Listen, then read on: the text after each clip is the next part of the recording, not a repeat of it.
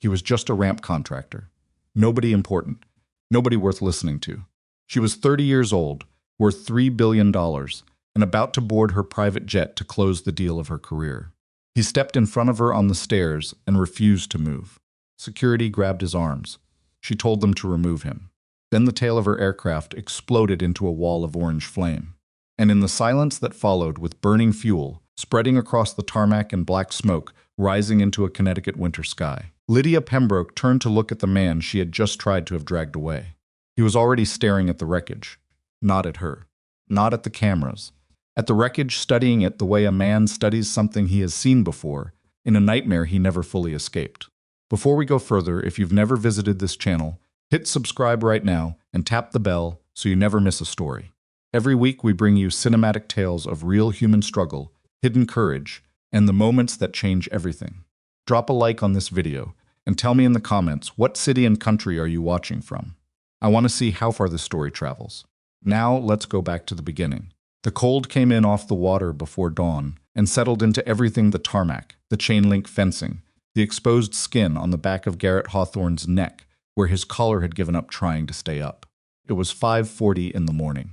Connecticut in February had a particular kind of cold that didn't announce itself dramatically. It just wore you down, degree by degree, until your fingers stopped cooperating and you started making small mistakes. Garrett couldn't afford small mistakes. Not on this job. He pulled his safety vest tighter and walked the perimeter of the south apron for the third time that hour, flashlight cutting a pale beam along the underside of a parked Bombardier Global. His boots were steel-toed and 2 seasons past needing replacement, the left sole separating slightly at the toe, and every step on the wet tarmac made a sound he'd learned to ignore. He ignored a lot of things these days. It was a practical skill, like reading weather or holding your breath underwater. You learned what to filter out and what to keep. He kept his eyes open. The South Apron at Bridgeport Executive Airfield handled 12 to 15 private aircraft movements on a heavy day. Tonight had been quiet: a Cessna Citation in from Westchester at midnight, one outbound charter to Palm Beach just after 2, and then the long silence of early morning when the field belonged to the rabbits and the runway lights and the distant hum of the interstate. Garrett preferred it this way. Fewer people meant fewer conversations he didn't want to have. He had been working ramp safety at this field for 8 months. Prior to that, 14 months at a regional cargo hub in New Haven. Prior to that, a gap in the employment record that he had learned to explain in as few words as possible when anyone asked, which wasn't often. Men who worked overnight ramp shifts at secondary airfields were generally not people whose employment histories came under close examination. That suited him fine. At 5:52, his phone buzzed in his chest pocket. He pulled it out with 2 fingers, already knowing from the timing who it was. Sadie, 5:52 a.m. He stared at the screen for a moment, then answered. "You're supposed to be asleep," he said. I had the dream again. Her voice was small and sleep-thick. 9 years old, and she still had the same voice she'd had at 4, at least first thing in the morning. The one where I can't find you. I'm here. I'm at work. I know. I just wanted to hear. Garrett turned his back to the wind and pressed the phone closer to his ear. Down the apron, the runway edge lights blinked their slow amber rhythm. Go back to sleep, Sadie. Mrs. Pollard will be there at 7. She smells like mothballs. She's 72 and she watches you for $12 an hour. Be nice. A pause. Then quietly, are you coming home for breakfast? If my relief shows up on time. He already knew she wouldn't. His relief, a 23-year-old named Decker, who drove a car with a cracked windshield and a deep suspicion of punctuality, had been late 9 of the last 12 shifts. I'll try. Okay, another pause, longer. He could hear her breathing even out. Dad? Yeah, you're the best dad. He's almost said something. Didn't. Go to sleep, he said. I'll be home. He ended the call, stood there a moment with the phone in his hand and the cold pressing in from all sides, and then he put it back in his pocket and kept walking. The Gulfstream G650 arrived at 6:08. Garrett noticed it, the way he noticed everything on the ramp, not dramatically, but steadily, the way a man notices weather building on the horizon. It was a serious aircraft, big, clean white, with a navy stripe along the fuselage and the Pembroke Capital logo just behind the cockpit windows, sharp and deliberate. The ground crew met it efficiently. 2 fuelers, a cleaning crew, a catering van. People who'd been waiting, who knew the schedule. Garrett walked his perimeter and kept his distance. He'd learned, during his 8 months here, the informal hierarchy of the South Apron. The ground crews handled their aircraft. The catering people handled their carts. The contracted security team handled the gate and the terminal entrance. And ramp safety contractors, which was the official title, though the informal version was closer to nobody that matters, walked their perimeter, watched for hazards, and stayed out of the way of everyone who actually belonged there. It was a carefully maintained system of knowing your place. Garrett walked past the G650 at 6:21, flashlight making its routine sweep along the underside of the fuselage, and he would have kept walking. Except for the stain. It was maybe the size of a dinner plate. Dark against the pale concrete, positioned about 4 feet aft of the main gear on the left side. He almost wrote it off. Fluid stains on a ramp were not unusual, and the concrete at BEA was old enough that half of what you found on it had been there since the Clinton administration. But something made him slow down. Maybe it was the color slightly iridescent at the edges in the way that hydraulic fluid goes when it's been sitting under certain temperature conditions. Maybe it was the position. Maybe it was just the thing he couldn't fully explain, the pattern recognition that 8 years of staring at aircraft had burned into the back of his brain even when he wasn't actively using it. He crouched down. The stain was fresh, or recentish. Not this morning, but not old either. He tilted his flashlight and swept it forward along the belly of the aircraft, following the geometry of what the stain suggested. His eye caught it before his brain fully processed it. A faint discoloration on the lower fuselage skin, aft of the APU exhaust near the tail section. Paint that had gone slightly wrong, not gouged, not scratched, just subtly different in the way that paint goes when something beneath it has been exposed to sustained heat. And near the base of the tail section, where the APU housing transitioned into the empennage structure, there was a faint residue at the seam. Chalky. Wrong. Garrett stood up. He stood there for about 4 seconds, running the geometry of it through his head. The APU, the auxiliary power unit, the small turbine that powers aircraft systems on the ground, was housed in the tail. If a fuel or hydraulic line near the APU was leaking, and the residue was pooling at that seam rather than draining correctly, and the APU was running. He walked to the nearest ground crew member, a fueler named Terry, who he'd spoken to maybe a dozen times across 8 months, and who acknowledged him with the mild tolerance of a man who had learned that ramp safety contractors occasionally had things to say. That G650, Garrett said, nodding toward the aircraft. You seen that stain under the left main gear? Terry looked over without much urgency. Where? Aft of the gear, maybe 4 feet. Hydraulic, I think, but the color's off a little. Terry squinted toward the aircraft. We fueled her 2 hours ago. Didn't see anything. It might be recent. More important is what's at the tail section. There's discoloration on the lower skin, some residue at the APU housing seam. You wanna what? Terry's voice wasn't hostile, just flat. She boards in 20 minutes. You got a concern. Put it in your log and flag the crew chief. Where's the crew chief? Dealing with catering. Look, the aircraft was pre-flighted this morning. It's been certificated, and it's on schedule. You see something specific, write it up. Garrett looked at him for a moment. I need someone to actually look at the APU housing before she starts. Terry's expression shifted toward something less tolerant. I don't know what to tell you, man. I'm not the crew chief. Write it up. Garrett wrote it up. He pulled out the ramp incident report clipboard, a form that would be reviewed, at best, by a safety supervisor's sometime in the next 72 hours, and he documented what he'd seen. Date, time, aircraft registration, location of the stain, description of the discoloration, recommendation for inspection of APU housing prior to engine start. He handed it to the ground ops desk inside the small fixed base operator building. The woman behind the desk took it without looking up from her computer screen, set it face down on a stack of papers, and went back to what she was doing. Garrett stood at the desk for a moment. Then he went back outside. Lydia Pembroke arrived at 6:39.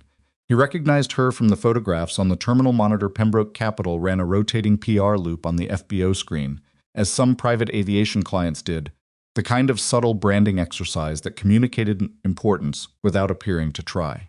She was 30 years old, which was younger than Garrett had somehow expected from the photographs, though photographs at that level of corporate presentation tended to subtract years from some people and add them to others, and he'd never been good at guessing which way they'd gone until he saw the real version.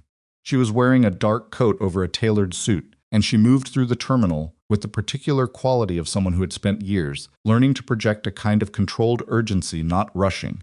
Exactly. but carrying the implicit message that the people around her should be. Two assistants flanked her, one with a phone pressed to her ear and the other managing a rolling carry-on. A security detail, two men, earpieces, the unmistakable posture fell into formation. The ground crew perked up.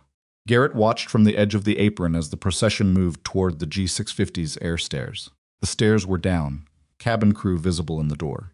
Everything was in motion, smooth and professional, the whole machinery of private aviation doing what it was built to do.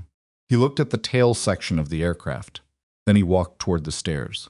He heard someone say, "Hey," behind him, low and sharp, and he kept walking. The crew chief, a compact, efficient-looking man named Briggs, according to his vest, stepped slightly into Garrett's path. "Ramp safety doesn't approach the aircraft during boarding," Briggs said. It was a statement of policy, not a question. "I filed a report 40 minutes ago," Garrett said, and kept his voice level. "A PU housing tail section. Residue at the seam, paint discoloration on the lower skin, fluid stain on the ramp beneath the left main gear. I need someone to physically inspect that section before she starts engines. It's been pre-flighted. I know. I'm asking for someone to look at the specific location I described. Before engines." Briggs looked at him with the expression of a man trying to determine which category this conversation belonged to: routine annoyance or actual problem. He settled on routine annoyance. "I'll have someone check it after boarding." "After boarding is too late if I appreciate the concern," Briggs said in the tone of someone who did not. "Please clear the boarding area." Garrett stood there. Lydia Pembroke was at the base of the stairs. She'd noticed the exchange, a brief pause in her forward motion, attention tilting their direction with the faint irritation of someone who doesn't expect friction in the operational infrastructure supporting her morning.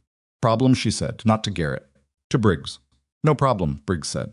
"Ramp safety concern being addressed." "We're on schedule," she said, and turned back to the stairs. Garrett did something he hadn't done. Since he'd left the SEALs, he made a call that he knew was going to cost him something, and he made it anyway. He walked past Briggs and stepped to the base of the air stairs. "Ma'am," his voice came out steady, "I need you to not board this aircraft." Lydia stopped on the second step, turned. The assistants both stopped. The security detail moved. She looked at him fully for the first time, a look that took maybe a second and a half and covered a lot of ground. The worn vest, the boots, the clipboard still tucked under his arm. The fact that he had just stepped past her crew chief to speak directly to her in a way that nobody on the ramp was supposed to do. "Who are you?" she said. Not unkindly, but not warmly either. The way you ask a question when the answer is a formality. "Garrett Hawthorne, ramp safety contractor." "And why are you blocking my stairs, mister?" "Hawthorne? Because I flagged a potential APU housing issue 40 minutes ago and nobody's physically inspected the tail section. And right now, standing here, I can see from this angle that the staining pattern at the base of that housing is not consistent with condensation or routine exhaust residue. It's consistent with a slow leak reaching a heat source. If the APU's been running since the aircraft landed." "Step aside," one of the security men said, and put a hand on Garrett's arm. Garrett looked at the hand, looked at the security man, did not move. "Escort him off the apron," Lydia said. Her voice was flat and final and utterly certain. This was the voice of someone who had learned, probably through long practice, that hesitation in small things costs authority in large ones. The security man tightened his grip, and then Briggs said from somewhere behind Garrett, "Hold on." Something in his voice made everyone pause. Briggs was crouching beneath the tail section, flashlight out, pointing at the APU housing seam. He stayed crouched for about 5 seconds. Then he stood up slowly. He had the expression of a man whose stomach has dropped. "Get her off the stairs," Briggs said. "Right now. Get her off the stairs and get everyone back to the mines." The tail section of the Gulf Stream went up. Not a massive explosion, not the movie version where a fireball swallows everything. More like a contained, violent percussion, a hard metallic crack, followed immediately by a bloom of orange-yellow flame from the base of the tail, and then the secondary sound of fuel vapor catching, and the heat pushing out across the ramp in a wave that Garrett felt on the side of his face, even at the distance he was standing. The stairs shuddered. Lydia grabbed the railing. The security man who'd had his hand on Garrett's arm let go of Garrett's arm. In the following 10 seconds, which lasted considerably longer than 10 seconds, there was shouting, the sound of the emergency foam system activating somewhere to the left, someone on a radio calling for crash, fear rescue, and the steady particular roar of fuel burning against metal. Garrett moved toward Lydia.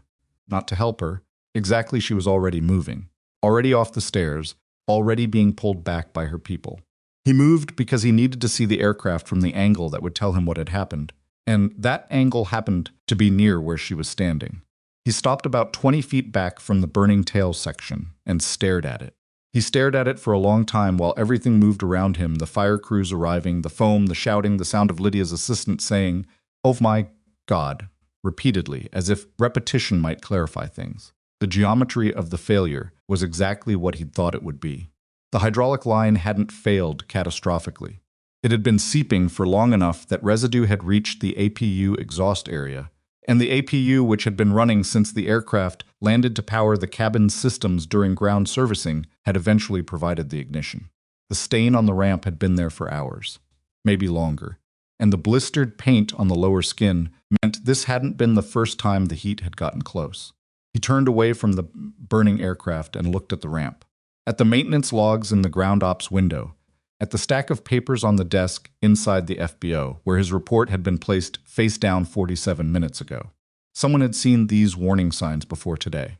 That was the thought that settled in him, cold and heavy, while the fire suppression foam turned the burning tail section white. Someone had seen them and grounded nothing, and said nothing, and sent a woman up those stairs anyway. Lydia Pembroke was standing 15 feet away, staring at what was left of her aircraft. Her coat was slightly askew.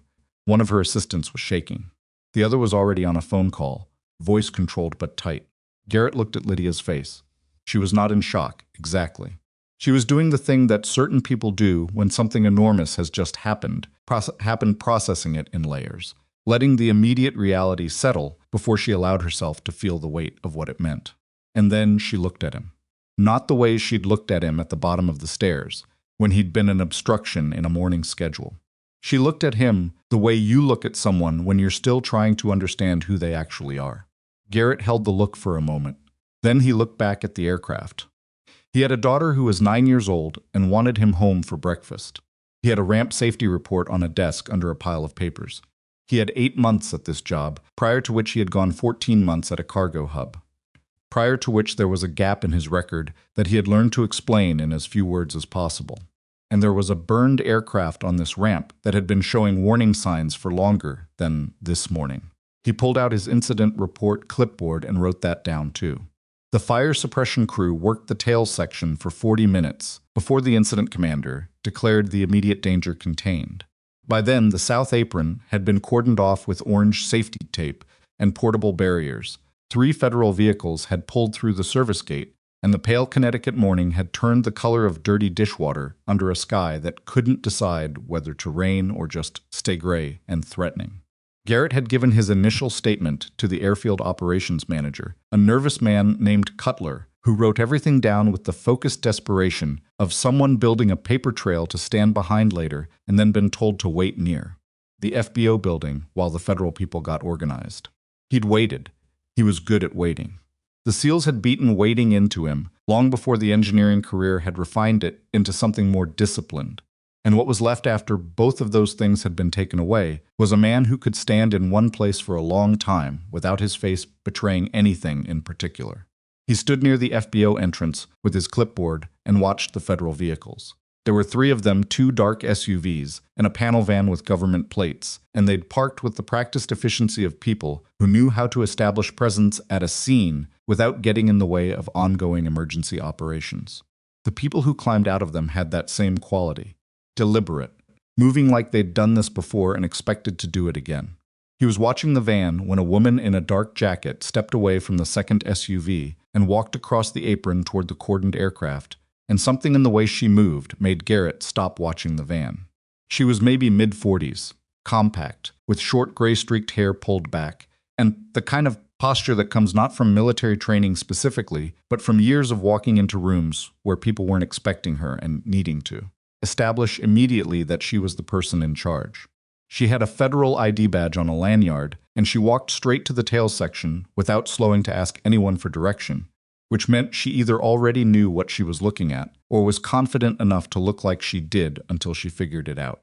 She stood in front of the burned section for about 90 seconds. Then she turned and looked directly at Garrett, not at the group near the FBO. At him, specifically. Across 40 feet of apron, with everything else happening around her, she found him with the precision of someone who had been told who she was looking for. She walked toward him. "Garrett Hawthorne," she said. It wasn't a question. "Yeah. Monica Vance, NTSB, Aviation Safety Division." She held up her ID briefly. More from habit than necessity, she had the manner of someone who didn't particularly need credentials to establish authority. "You filed the incident report at 6:02 this morning." "I did.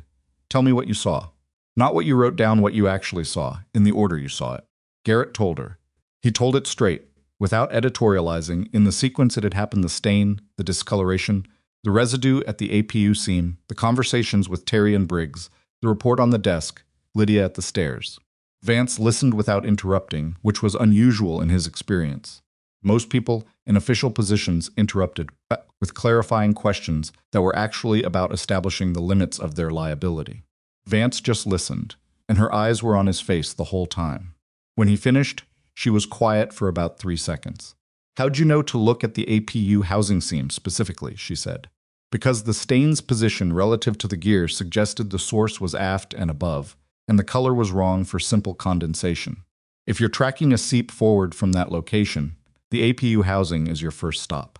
Vance looked at him steadily. "That's not standard ramp safety training." "No," Garrett said, "it's not." She held the look for another beat. Something shifted behind her eyes' recognition, or the beginning of it. "Where were you before this job?" "New Haven Cargo Hub." "Before that, I was out of work for about a year. Before that." Garrett looked at her. "Why does that matter right now?" "Because," Vance said, "I know who you are, Mr. Hawthorne. I'm just making sure you know I know." Lydia had been taken inside the FBO terminal by her security detail after the immediate danger had passed. She'd spent the first 20 minutes on her phone calls she made standing up, walking a tight circuit near the window, her voice too low for anyone nearby to catch the words, but her body language broadcasting the controlled damage management posture of a CEO who has just had her morning collapse into something that will require weeks of management. Then the calls had stopped, and she'd sat down in one of the terminal chairs, coat in her lap, and stared at the burning aircraft visible through the window. She was still sitting there when Vance came into the terminal and introduced herself and asked if she could speak with her. Lydia said yes. She always said yes to federal investigators, on principle, immediately, without consulting legal first, a habit her board hated, and that she maintained specifically because of how much they hated it. If you had nothing to hide, you talked to investigators and let them see that you had nothing to hide. That was the policy. She had nothing to hide. Vance sat across from her and asked the same kind of direct questions she'd asked Garrett, not leading, not accusatory, just sequential. What was the purpose of the flight? Who serviced the aircraft? What was the maintenance schedule? Who had authorized the most recent inspection? Lydia answered from memory where she could and directed Vance to her operations director for specifics she didn't carry in her head. Then Vance said, "Are you aware of who filed the initial ramp safety report this morning?" "The contractor." "Hawthorne. Do you know anything about his background?" Lydia looked at her. The question had a shape to it that she didn't fully recognize yet. "He works ramp safety here. I don't know him beyond that." Vance leaned back slightly. "His name is Garrett Hawthorne. Former Navy SEAL team leader, 8-year service record with 2 combat deployments. After the SEALs, he completed an advanced engineering degree and worked for 6 years in aviation safety, specifically in the certification and testing division of a company called Meridian Aerotech. His specialization was APU system failure analysis. Hydraulic integrity under thermal stress conditions." Lydia sat with that for a moment. "Meridian Aerotech," she said. "Yes." The name landed differently than it should have. Not like a stranger's name. Like a word you've heard before in a context you've half forgotten, the kind of thing that sits at the edge of memory and refuses to come fully forward until something forces it there. "His employment at Meridian ended 6 years ago," Vance continued. "He filed an internal safety memorandum, 14 pages, flagging a systemic issue with a specific hydraulic line configuration under certain thermal stress conditions. The configuration that was present on your aircraft." Lydia was quiet. "The memorandum was never formally acted on," Vance said. "The investigation into the concern was closed." Hawthorne's employment was terminated shortly afterward. Lydia set her coat very carefully over the arm of the chair. "What company?" she said, with the precise, deliberate quality of someone measuring their words against something they can feel approaching, "was Meridian Aerotech contracted with at that time?" Vance looked at her without changing her expression. Pembroke Capital's Aviation Division. Garrett was sitting on an equipment locker outside the FBO when Lydia came out the side door 20 minutes later. He hadn't expected her. He'd expected more federal questions, maybe a call from the airfield manager about his employment status, the practical machinery of the aftermath that would eventually process him, reassign him, or dismiss him, depending on which version of events the institution found most convenient. He had not expected the CEO herself to walk out a side door and cross the apron directly toward where he was sitting. He stood up when she got close, not out of deference. Just because sitting while someone's walking was walking toward you with that kind of purpose felt wrong. She stopped about 5 feet away. Up close, she was sharper than the photographs suggested. The photographs had the smooth corporate authority that professional lighting produces. In person, she had the look of someone who had gotten to where she was through a combination of ability and the specific kind of relentlessness that doesn't read as obvious ambition until you catch it in the eyes. She was pale right now, and the pallor wasn't from the cold. "You worked for Meridian Aerotech," she said. "Yes. As an aviation safety engineer, specializing in APU system analysis, among other things." She looked at him, really looked at him, in the way she hadn't at the stairs that morning when he'd been an obstruction she was trying to navigate around. "You wrote a safety memorandum 6 years ago, 14 pages, about hydraulic line failure under thermal stress conditions." Garrett said nothing. "Nobody acted on it," she said. "That's one way to put it." She absorbed that. Her jaw tightened slightly. "I need to know what happened to that report. Ms. Pembroke, what happened to it?" He looked at her for a long moment.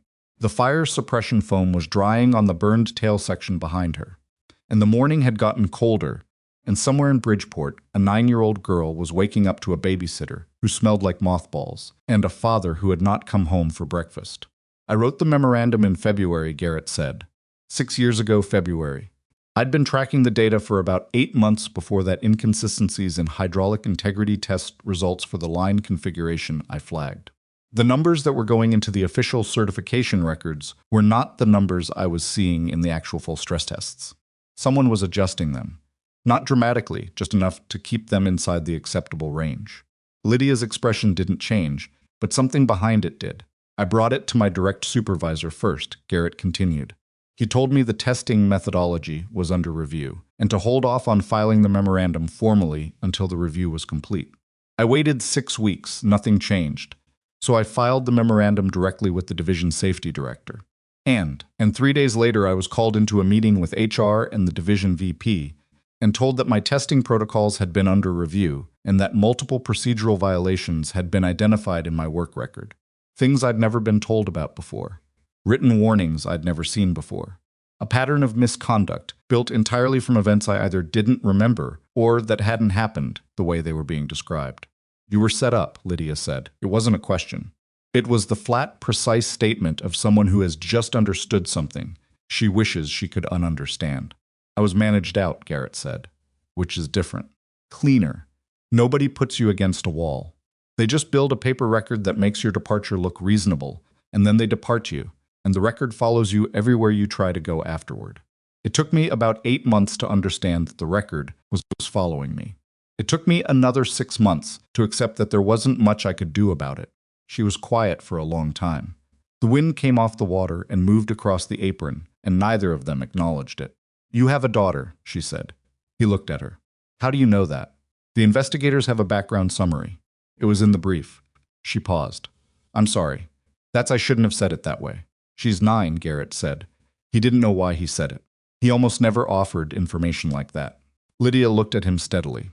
"When I approved your termination," she said, and her voice had changed lower, slower, carrying something she was making herself carry rather than setting down. "I did not read the underlying file. I approved a recommendation from the division head. It came through with 4 other personnel actions that quarter, and I signed off on all of them in the same afternoon." She stopped. "I don't say that to minimize it. I say it because you deserve to know the truth of exactly what happened." Garrett looked at her. There was a lot he could have said. He picked none of it. "What was the name," he said finally, "of the division head who sent you the recommendation?" Something moved across Lydia's face. "Margot Wycliffe." Garrett nodded slowly. "She's your board chair now." "Yes. She was the VP in the room when they gave me the paper record," he said. "She ran the meeting." The silence that followed had weight to it. Real weight, the kind that presses down on a conversation and makes everything subsequent feel different. Lydia Pembroke stood on a cold Connecticut airfield tarmac with a burned aircraft behind her and looked at a man in a worn safety vest who had just told her, in the most controlled and straightforward language possible, that the woman she'd trusted most in her professional life had buried a safety report, destroyed an engineer's career, and given what was sitting behind them on the apron, may have done considerably more than that. Ms. Pembroke Vance said from the FBO doorway. She had appeared there silently, the way experienced federal investigators sometimes do. I need a few more minutes when you're ready. Lydia didn't take her eyes off Garrett right away. Give me a moment, she said. Vance went back inside. I need to see the original memorandum, Lydia said to Garrett. The actual document. Not a summary, the original. It'll be in the archived personnel records at Meridian. Assuming it hasn't been removed, I'll have my legal team request it today. They'll push back. I know, her chin lifted slightly. They'll push back and I'll push harder. I have ways. She said it without bravado, just as a statement of fact. And your personnel record the written warnings, the conduct reports, whatever they built against you. I want to see all of it. Garrett studied her face. He'd spent years being good at reading what people meant versus what they said the SEALs had made that necessary, and the years after had made it instinct. What he read in Lydia Pembroke's face right now was not the controlled performance of a corporate liability calculation. It was something rawer than that, something that was still sorting itself out. Why, he said. Because she said, I signed my name to something I didn't read. And whatever that has cost you, I intend to understand fully before I decide what to do about it. Garrett was quiet. Then, the aircraft behind you has been showing warning signs for longer than today. The maintenance logs will tell you when the first indicator appeared and what decisions were made each time. I'd start there. She looked at him for another beat, nodded. Then she went back inside. The NTSB preliminary report was filed that afternoon, and by evening the story had found its way to 3 local news outlets and 2 national aviation trade publications. The coverage focused on the fire and on Lydia Pembroke's narrow escape, with a secondary thread emerging around the identity of the man who had blocked the boarding stairs. Most of the early coverage described Garrett as a ramp safety contractor and left it there. One outlet described him as a former military veteran working an airport safety job, which was accurate the way a thumbnail sketch is accurate. It caught the shape without the details. Garrett heard none of this. He had driven home at 10:30 in the morning, relieved his babysitter, made scrambled eggs with too much pepper. Sadie liked it that way, or claimed to, possibly because she'd decided, at some point, that the preference made her interesting, and listened to his daughter talk about a project she was doing for school about Connecticut geography. She'd made a poster. She wanted to show him. He sat at the kitchen table and looked at the poster, which featured hand-drawn rivers and a particularly ambitious rendering of Long Island Sound, and he said it was great, and she said he wasn't really looking, and he looked again and said the sound was really accurate, which it was. Then she went to school, and Garrett sat in the quiet apartment for a while, with a cup of coffee that went cold before he remembered it. He thought about Margot Wycliffe. He'd met her exactly 3 times during his years at Meridian. Once at a division-wide meeting, where she'd given a speech about culture and accountability that had been received with the particular flat applause of people who are clapping for the idea of what's being said rather than the substance of it. Once in a hallway, briefly, when she'd passed his work group during a facility walkthrough and shaken hands with everyone in what felt like a practiced gesture of accessibility. And once in that HR meeting, sitting at the head of the table in a room that smelled like recycled air and institutional carpet, with a thick manila folder open in front of her, and her reading glasses on a chain around her neck, telling him in a calm and almost sympathetic voice that the findings of the review had left the company with no alternative. She had used the phrase no alternative twice, he'd counted. He'd wanted, in that room, to put the 14-page memorandum on the table in front of her and ask her to explain specifically which findings in it were incorrect. He hadn't. His legal counsel, a tired man from a small firm, who'd taken the case as a favor to someone who knew someone had advised him to say as little as possible. He'd said almost nothing, and Meridian had filed their paperwork, and Garrett had filed his, and the legal process had ground on for 9 months before settling in a way that left his conduct record intact, his memorandum buried, and his bank account light enough that the legal fees had eaten most of what was left of his savings. After that had come New Haven. Before Sadie was born, his ex-wife had told him that he had an ability to absorb damage without acknowledging it, and that she'd found this quality both admirable and impossible to live with. She hadn't been wrong about either part. He'd found work in New Haven and absorbed the damage of the previous life and kept going. And then when Sadie came, he'd absorbed that adjustment too, and the adjustment of sole custody a year later, and the adjustment of the cargo hub ending and the ramp safety job beginning. And now he was sitting at a kitchen table in Bridgeport, Connecticut, with a cold cup of coffee and the knowledge that the woman who had run the meeting that ended his career was now the board chair of the company whose aircraft he had just this morning prevented from killing a 30-year-old CEO. There was something almost mathematical about it, the way certain equations refused to stay solved. His phone rang. Unknown number, Connecticut area code. He answered it. Mr. Hawthorne. It was a man's voice, businesslike, a slight edge of something underneath that wasn't quite urgency. My name is David Cho. I'm senior legal counsel for Pembroke Capital. Ms. Pembroke has asked me to reach out regarding the events of this morning and to facilitate your access to certain personnel and maintenance records that may be relevant to. She told you to call me, Garrett said. A brief pause. Yes, today, within the hour of our conversation, yes. Garrett looked at the cold coffee. What do you need from me? We'd like to schedule a meeting, in person at our offices at your earliest convenience. Ms. Pembroke would like you present when we begin reviewing the maintenance logs and the original Meridian personnel file. The Meridian file will take time to obtain. We've already submitted the request, Cho said. We have certain leverage with Meridian's current leadership given our long-standing contractual relationship with them. We expect the file within 48 hours. Garrett was quiet for a moment. Does Margot Wycliffe know about this request? Another pause, longer this time. That, Cho said carefully, is a matter Ms. Pembroke is managing internally. Which meant no. Which meant Lydia had moved fast enough that her board chair didn't yet know what was coming. I'll be there tomorrow morning, Garrett said. 8 o'clock. We'll have someone meet you in the lobby. He ended the call, set the phone down on the table, sat with the silence for a minute. Then he picked up Sadie's poster and looked at it again. The Long Island Sound really was impressively accurate for a 9-year-old who'd done it in colored marker. She'd gotten the shape of the coastline right, the way it bent and curved, the way the edges were never quite straight. Things that bent and curved and were never quite straight were not necessarily wrong. Sometimes they were just honest. He put the poster back on the table carefully, so as not to bend the corners. The Pembroke Capital offices occupied 6 floors of a glass tower in downtown Bridgeport that had been built in the mid-90s when the city had been hoping for a particular kind of corporate future that had arrived only partially. Garrett had driven past the building dozens of times during his 8 months at the airfield. He had never had a reason to go inside.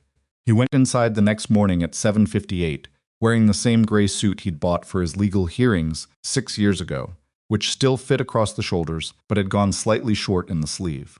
He was aware of the sleeves. He was not particularly concerned about the sleeves. The woman who met him in the lobby was young, efficient, and visibly uncertain about the gap between her assignment escort, an important guest to the executive floor, and the appearance of the guest she was escorting. She managed it professionally, which he respected. The executive floor had the kind of quiet that money buys. Real carpet, no fluorescent lighting, the particular hum of a HVAC system that actually worked.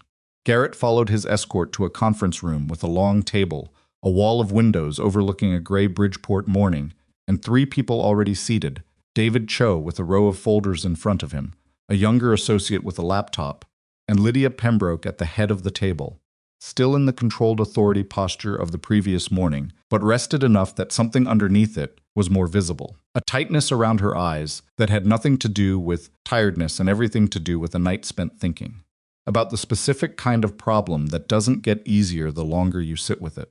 She stood when he came in. Mr. Hawthorne, she said.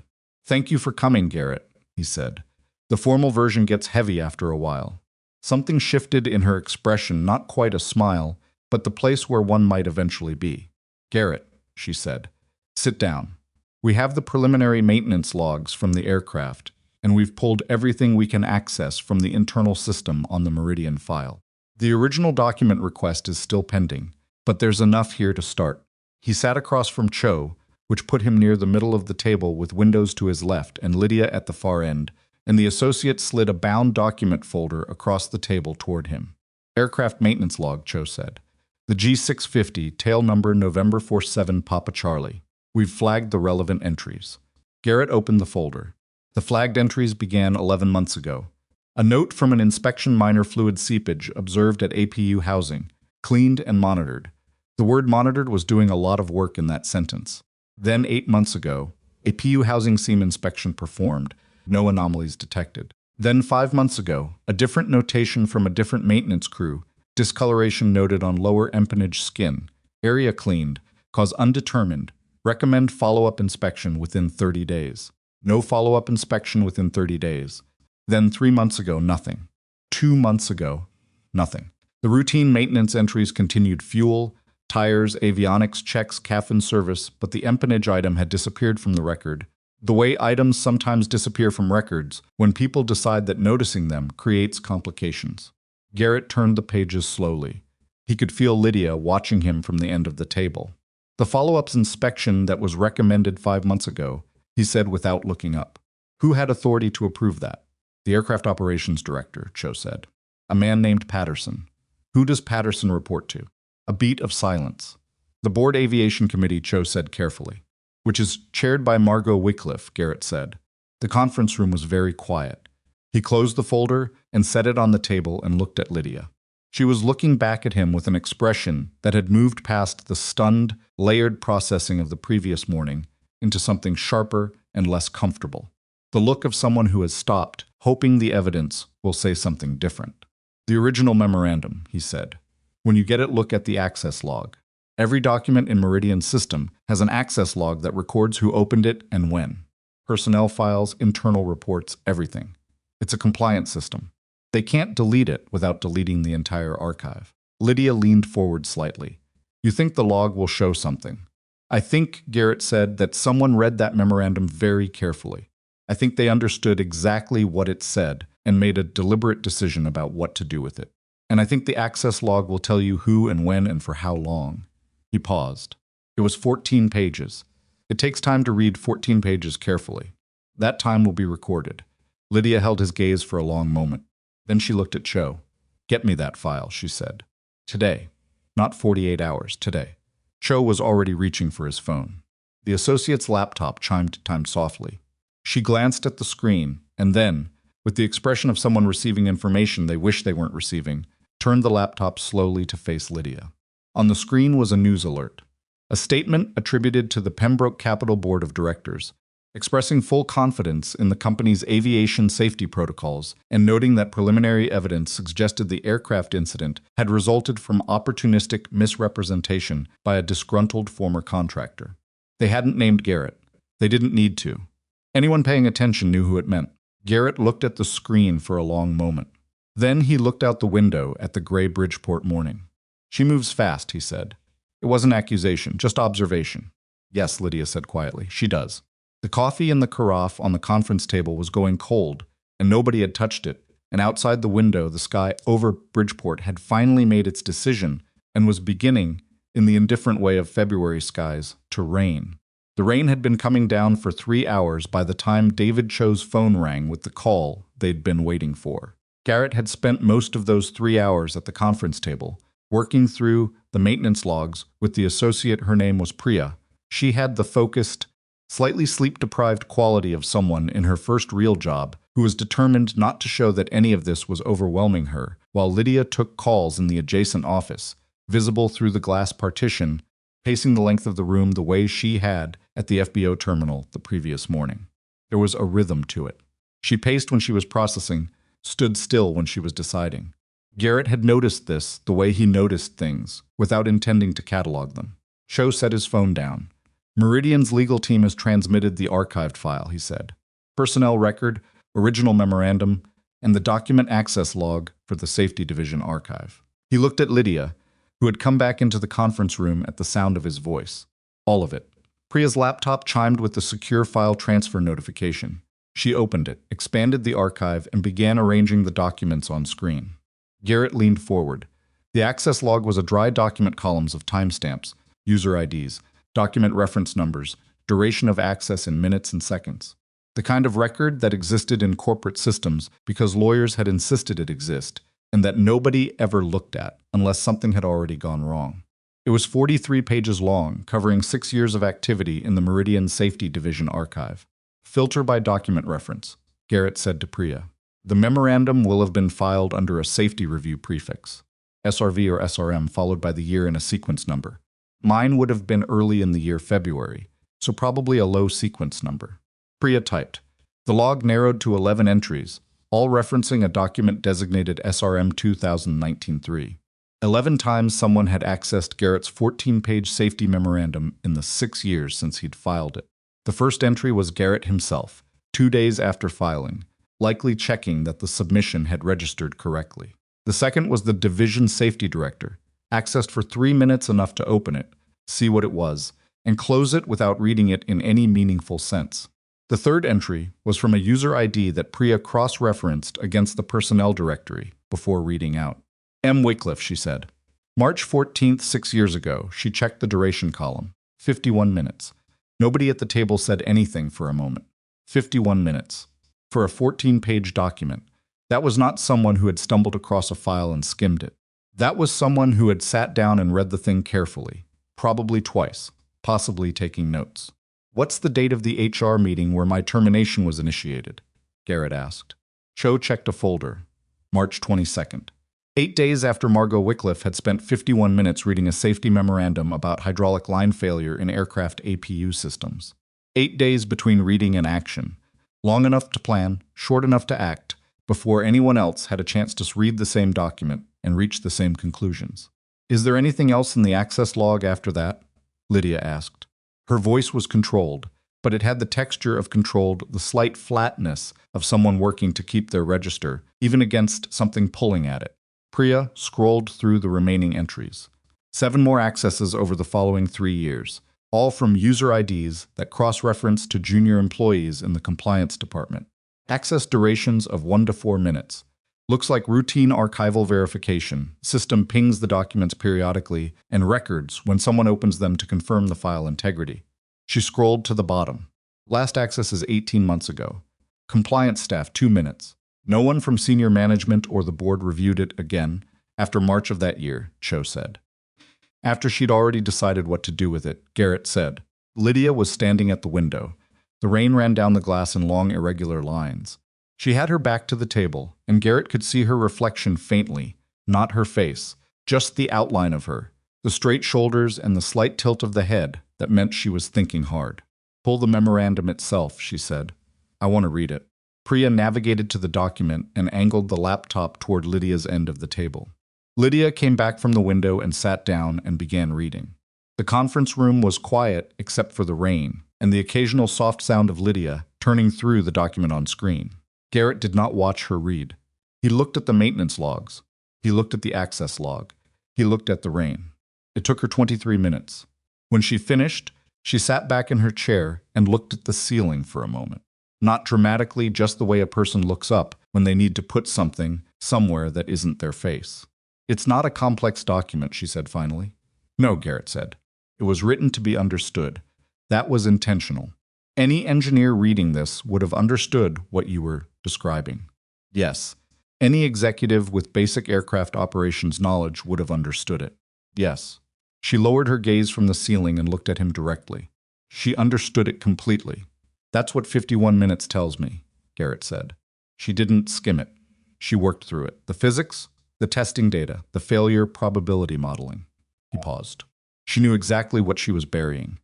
The board statement had gone live on the Pembroke Capital website at 10:37 that morning, and by early afternoon, it had been picked up by 3 financial news outlets and 1 general interest news aggregator. The language was careful in the way that corporate legal language is careful. Nothing explicitly defamatory, nothing that could be directly attributed to a specific person within the company, but the shape of it clear enough. The aircraft incident was under investigation. The company had full confidence in its safety protocols. Questions had been raised by a former contractor whose employment history included a contested departure from a previous position in the industry. Garrett read it on his phone in the conference room while Cho and Lydia discussed next steps with the door closed. He read it twice, the way he'd read the maintenance logs. Carefully, looking for the specific geometry of what was being constructed. The phrase former contractor was doing work, not employee contractor, which carried the implication of peripherality, of someone who passed through without real belonging. The contested departure from a previous position was a careful way of saying his termination from Meridian, without saying Meridian, without triggering any specific factual response, just leaving the shape of discreditation in the air. He'd seen this pattern before. He'd lived inside it for 6 years. His phone buzzed. A text from a number he didn't recognize, then 2 more from numbers he didn't recognize, all within the same minute. He opened the first one. You should back off before this gets worse for you. The second was similar, but less grammatically coherent. The third just said disgraced. He locked the phone and set it face down on the table. Priya, across the table, was pretending she hadn't noticed. He appreciated that. Does this happen fast usually? She asked after a moment. She was asking about the news cycle, about the velocity of what was happening around the investigation, though she phrased it vaguely enough to give him an out if he didn't want to engage. When someone with enough resources wants it to happen fast, he said yes. She nodded at her screen. Then quietly the board statement went out before we had the access log. Before we had the maintenance records cross-referenced. Right. Which means she didn't know what we had when she moved. She knew what she had, Garrett said. She moved before we could find what she'd buried. Standard sequence. He paused. The problem for her is that this time someone was already on the inside pulling the records before she started moving. Priya looked at him for a moment, then back at her screen. She had the expression of someone recalibrating their understanding of how institutions actually worked, which was a hard education but a useful one. Cho came out of the private office at 2:15. Lydia followed him, and her face had settled into something that Garrett was beginning to recognize, not calm, exactly, but a state past agitation where the processing had completed, and what was left was the still, clear quality of someone who has finished deciding. We need to talk about the investigation scope, Cho said, sitting down across from Garrett. He had the clipped efficiency of a man managing multiple competing priorities simultaneously. NTSB is running the aircraft incident investigation. That's their jurisdiction, and we're cooperating fully. What we're discussing internally is the parallel question, the safety memorandum, the personnel actions, the maintenance log gaps. That's a different scope, and it's one where certain decisions need to be made about how we proceed, meaning whether you go public with the access log, Garrett said, among other things. Cho set his hands flat on the table. The board statement this morning complicates the internal process. It was issued without Ms. Pembroke's authorization. Garrett looked at Lydia. Without your authorization.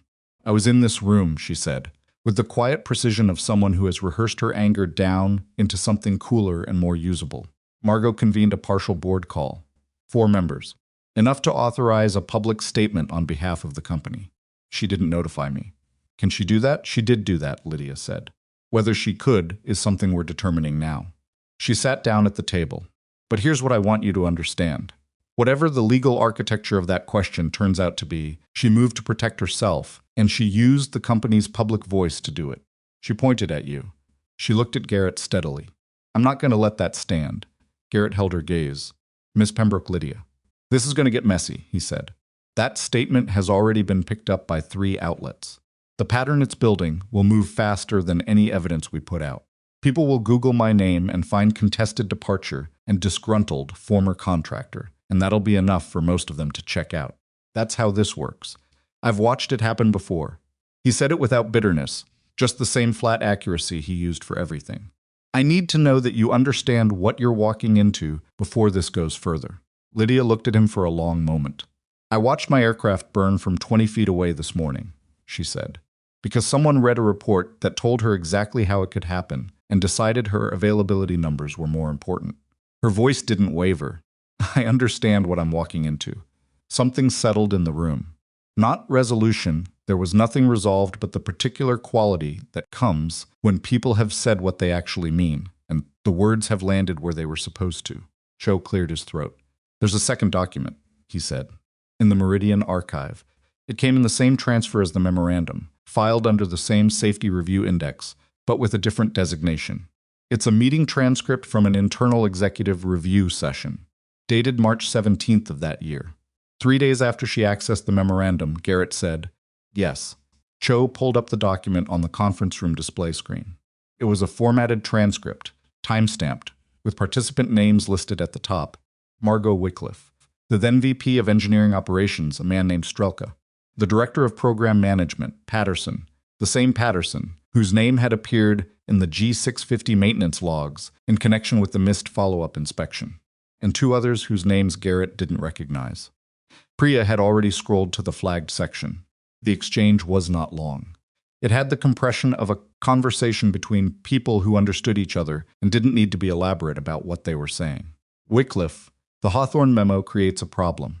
If it circulates beyond this group, we're looking at a certification review that could ground 3 programs.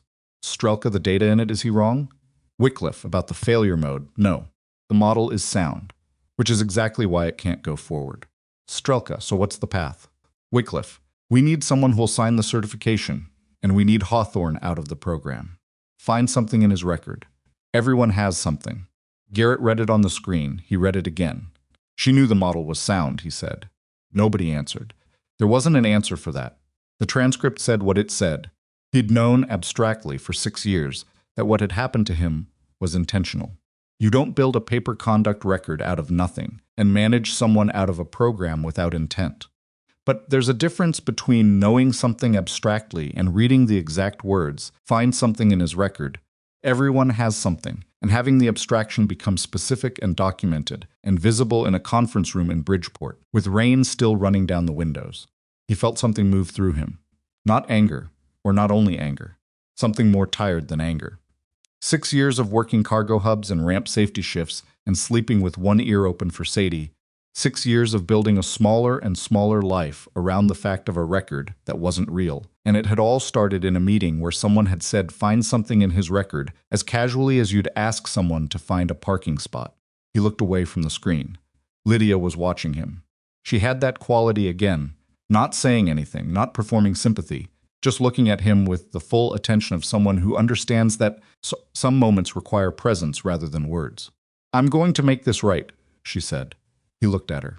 How you do that matters as much as doing it, he said. I've seen what institutional correction looks like when it's about protecting the institution. Press release, quiet settlement, document sealing. None of that does anything for the next engineer who finds something wrong and has to decide whether speaking up is worth it. That's not what I'm talking about, she said. Then tell me what you're talking about. She was quiet for a moment, and he had the sense that she was organizing something she'd been building since the previous morning. Since the moment she'd stood on an airfield tarmac and watched the tail of her aircraft burn and realized that the man who'd tried to stop it had been put in an airport safety vest by her own signature. A full independent review, she said. External investigators with no Pembroke Capital affiliation. Not just the aircraft incident, the personnel actions, the maintenance record gaps, the internal meeting transcripts, all of it. And the review scope will include any other employees whose careers were affected by similar processes. That's going to surface things you don't want surfaced, Garrett said. Probably. About decisions your company made. Decisions that may have been made while you were in leadership. Yes, she said it without flinching. I know. Cho looked like he was managing several different simultaneous impulses toward caution. He managed them. There's a board dimension to this, he said carefully. Any formal investigation of this scope would normally require board authorization, given the current composition of the board and the minus. I'm aware, Lydia said. I'm also the CEO. I have authority over operational decisions, including safety compliance reviews. If the board wants to contest that, they can contest it formally. She looked at Cho steadily. Let them contest it formally. Cho absorbed this, made a note. The news cycle accelerated in the way that news cycles do when there's an initial story that feels unresolved. By late afternoon, 3 more outlets had picked up the Pembroke Capital Board statement. 2 aviation industry publications ran background pieces on the aircraft incident, both noting the unusual detail of the ramp contractor who had blocked the boarding stairs. One of those pieces mentioned, briefly and without elaboration, that the contractor had a complex employment history in aviation. The other mentioned that federal investigators were examining the aircraft's maintenance record. At 4:45, Garrett's former supervisor from the New Haven cargo hub called his cell phone. The man's name was Ed Ferris, and he was 61 years old and had the slow, deliberate speech of someone who had spent 4 decades choosing words carefully because early in his career he'd learned the cost of choosing them carelessly. I saw your name in the news, Ferris said. It's going around, Garrett said. You doing okay? I'm fine. A pause. The piece I read, the one that said complex employment history. That's going to follow you. It was already following me. I know. I'm asking if you need anything. Ferris was not an effusive man. The offer was plain and unadorned and carried the weight of being genuinely meant. Reference, statement, whatever you need. I'll let you know, Garrett said. Thank you, Ed. He ended the call and sat in the parking garage of the Pembroke Capitol building, where he'd gone to take the call in relative quiet, and looked at the concrete pillar in front of his car. He had a daughter at home who would need dinner. He had a ramp safety job that he was fairly certain would no longer be a ramp safety job by the end of the week. Whether the outcome of all this was good or bad, events like this tended to disrupt the small, marginal employment arrangements of the people at the periphery of them. He had a former SEAL's ability to compartmentalize, which had gotten him through worse than this, and which he was actively applying now in the way you apply a tool that works even when you resent needing it. He drove home, made dinner. Let Sadie talk about her geography project, which had received a commendation from her teacher, which Sadie described with the studied nonchalance of someone who was very pleased and didn't want to appear too pleased. He told her it was deserved. She argued mildly that it was probably just because her rivers were neater than other kids' rivers. He said that neat rivers were not nothing. She conceded that neat rivers were not nothing. He got her to bed at 9, stood in the doorway for a moment after she was asleep. He thought about the word disgraced, which had appeared in his text messages that afternoon, and in the background of the news coverage, and in the board statement between the lines. He'd been living with some version of that word for 6 years. It had a weight that he'd gotten used to carrying, the way you get used to carrying an injury you learn, to walk around it, to compensate, to structure your movements, so the weight is distributed in ways you can manage. But he'd never stopped being aware of it.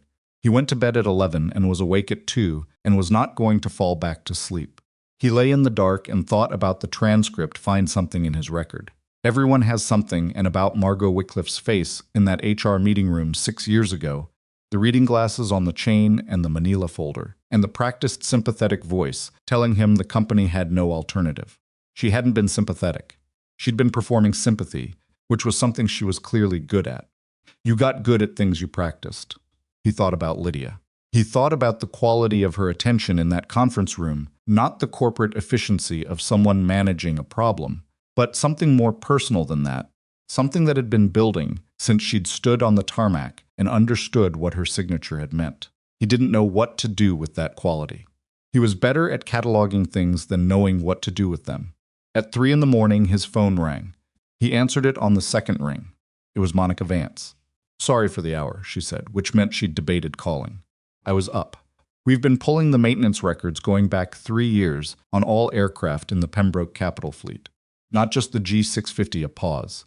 Garrett, the pattern in those records is not isolated. We're seeing the same documentation gaps, follow-up inspections recommended and not completed, anomalies noted, and then absent from subsequent records on 2 other aircraft. Different systems, but the same process. Flag note disappear. Garrett sat up. How many aircraft total in the fleet? 7. The pattern appears in 3 of them. Another pause. And we've cross-referenced the program management oversight for those aircraft against your maintenance log analysis. The oversight authority for all 3 is Patterson, who you already know reports to the Board Aviation Committee, which Margot chairs. Yes. Garrett was quiet for a moment. The dark apartment was completely still.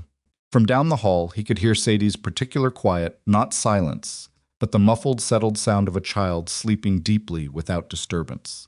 This is bigger than the G650, he said, significantly, Vance said, which is why I'm calling at 3 in the morning. The NTSB investigation scope is being expanded, and I need to know the other employees you mentioned from Meridian. People who flagged concerns and were managed out. Do you have names? Some, he said. There were at least 2 other engineers who I knew had raised issues in the years before I did. I don't know what happened to them. I lost track. We're going to need to find them. I know, Garrett said. I'll write down what I remember. He ended the call. Sat on the edge of the bed in the dark. The scope of it was expanding the way.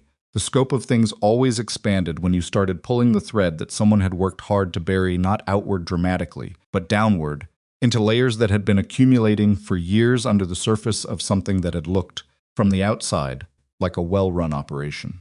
3 aircraft. A maintenance oversight authority that ran directly to the same board chair who had read his memorandum and ordered his removal. Patterson's name in the logs like a signature, appearing and reappearing at every point where the record should have shown a problem and instead showed nothing. It wasn't a rogue decision by one person acting alone. It was a system. Not a conspiracy in the dramatic sense, nobody in a basement with a map and a plan. Just the quiet, compounding logic of an organization that had decided, somewhere along the way, that the cost of grounding aircraft was more visible and more manageable than the cost of what happened if you didn't. And 3 people, at minimum Garrett and the 2 engineers before him, had tried to make that cost visible, had been removed, had been made into cautionary examples of what happened when you made the cost visible. He got up, went to the kitchen, made coffee he didn't need and wouldn't finish, and stood at the kitchen window looking at the dark street below, where the rain had finally stopped and the pavement was wet and reflective under the street lights. The next morning, Cho called before 7. Margot Wycliffe has filed a formal challenge to the scope of the internal review, he said, without preamble. She's arguing that Lydia is acting outside her authority as CEO in commissioning an investigation that bears on board-level governance decisions. She's called an emergency board meeting for Friday. She's using her authority as chair to convene it. Can she call a board meeting without Lydia's authorization? As chair, yes. In certain emergency governance scenarios, yes. Cho's voiced the careful neutrality of someone who was doing his best not to have an opinion on his employer while clearly having one. She's framing it as a governance crisis triggered by the CEO taking unilateral action in a matter that exposes the company to significant legal liability. She's trying to strip Lydia's authority before the review can produce anything formal, Garrett said. That's the reading, yes. Garrett looked at his coffee. When does Lydia know about this? I'm calling her next, Cho said. I wanted you to know first. Garrett thought about that for a moment. Why? A brief pause. Because Cho said Miss Pembroke is going to want to know your position before she decides on hers. Garrett set his coffee down.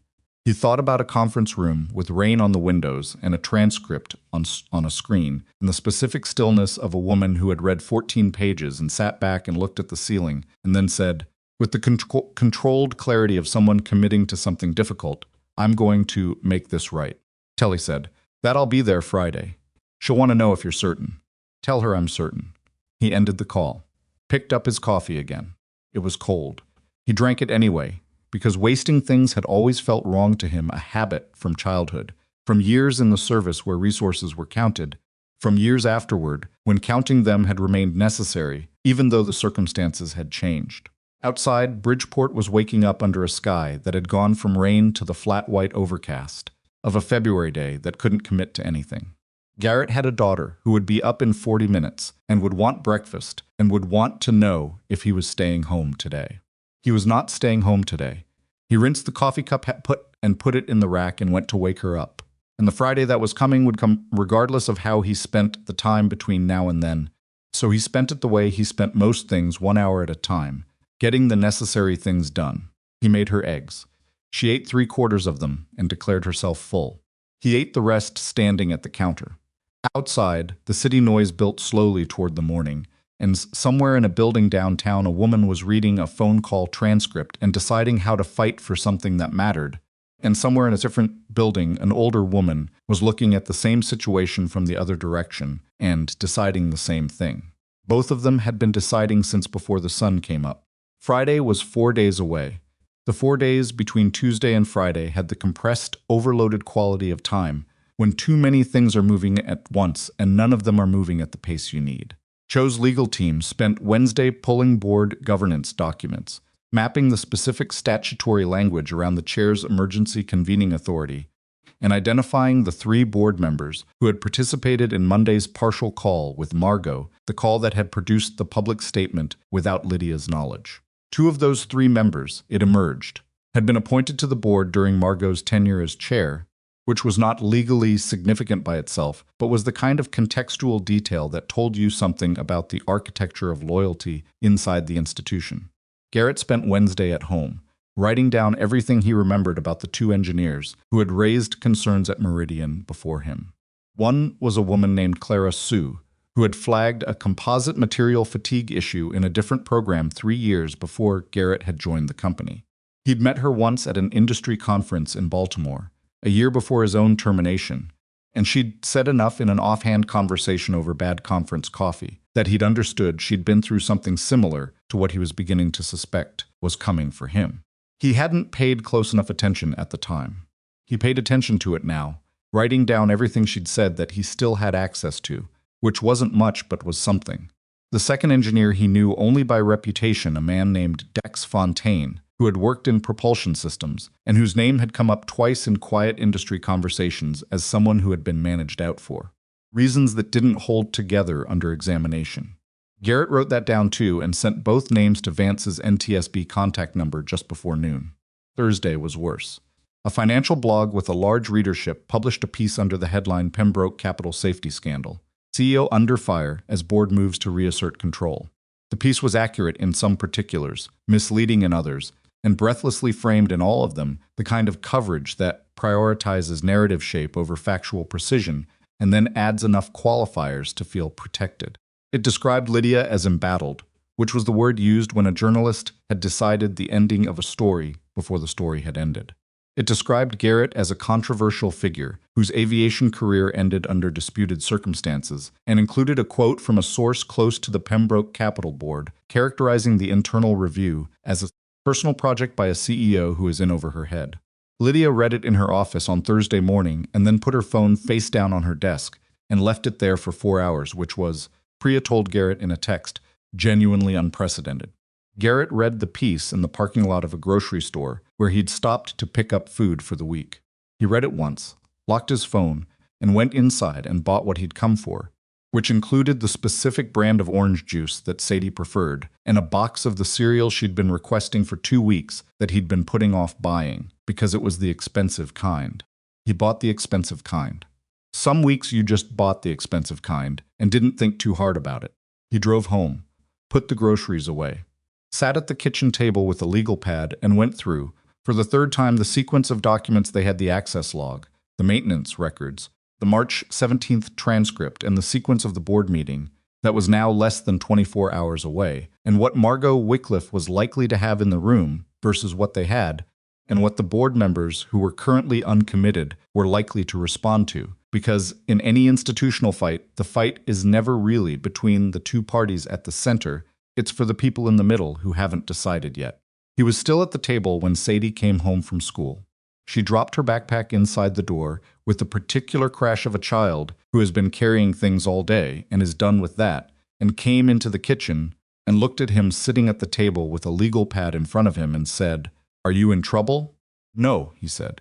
She looked at him. She had his eyes, people said, and his ex-wife's ability to use those eyes to communicate skepticism without words. "At work," she said, "is something happening." He put the pen down. "There's something complicated happening at work. It's not bad. It's just complicated. Is it because of the airplane thing? I heard Mrs. Pollard talking on the phone about it. She said your name." He'd forgotten about Mrs. Pollard and her network of sources. "Yeah," he said. "It's related to that." Sadie pulled out a chair and sat down across from him with the matter-of-fact quality of someone who has decided a conversation is happening and is settling in for it. "Did you do something wrong?" "No," Mrs. Pollard said something about, "I don't know." She used a word. "Disputed." "I know what the word means." "No, I didn't do something wrong." He looked at her. "A long time ago, before you were born, I tried to tell some people at a company where I worked that something was unsafe. They didn't want to hear it. So they made it look like I was the problem instead of the thing I was pointing at. Now the thing I was pointing at has shown up again, and people are paying attention." Sadie was quiet for a moment, processing this with the earnest care she brought to things she considered important. "So you were right," she said. "Yes. And now everyone knows?" "Some people know. Some people are working hard to make sure other people don't find out. Why? Because they made money by not fixing what I pointed at. And if everyone knows I was right, then they have to answer for why they didn't fix it." She thought about this for another moment.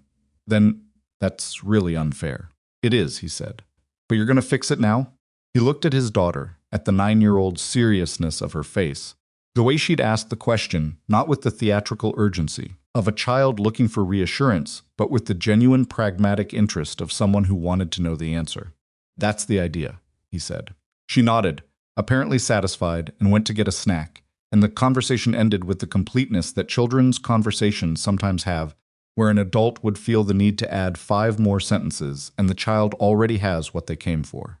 Friday came with a clear sky, which felt like the wrong weather for it. February in Connecticut was supposed to be gray.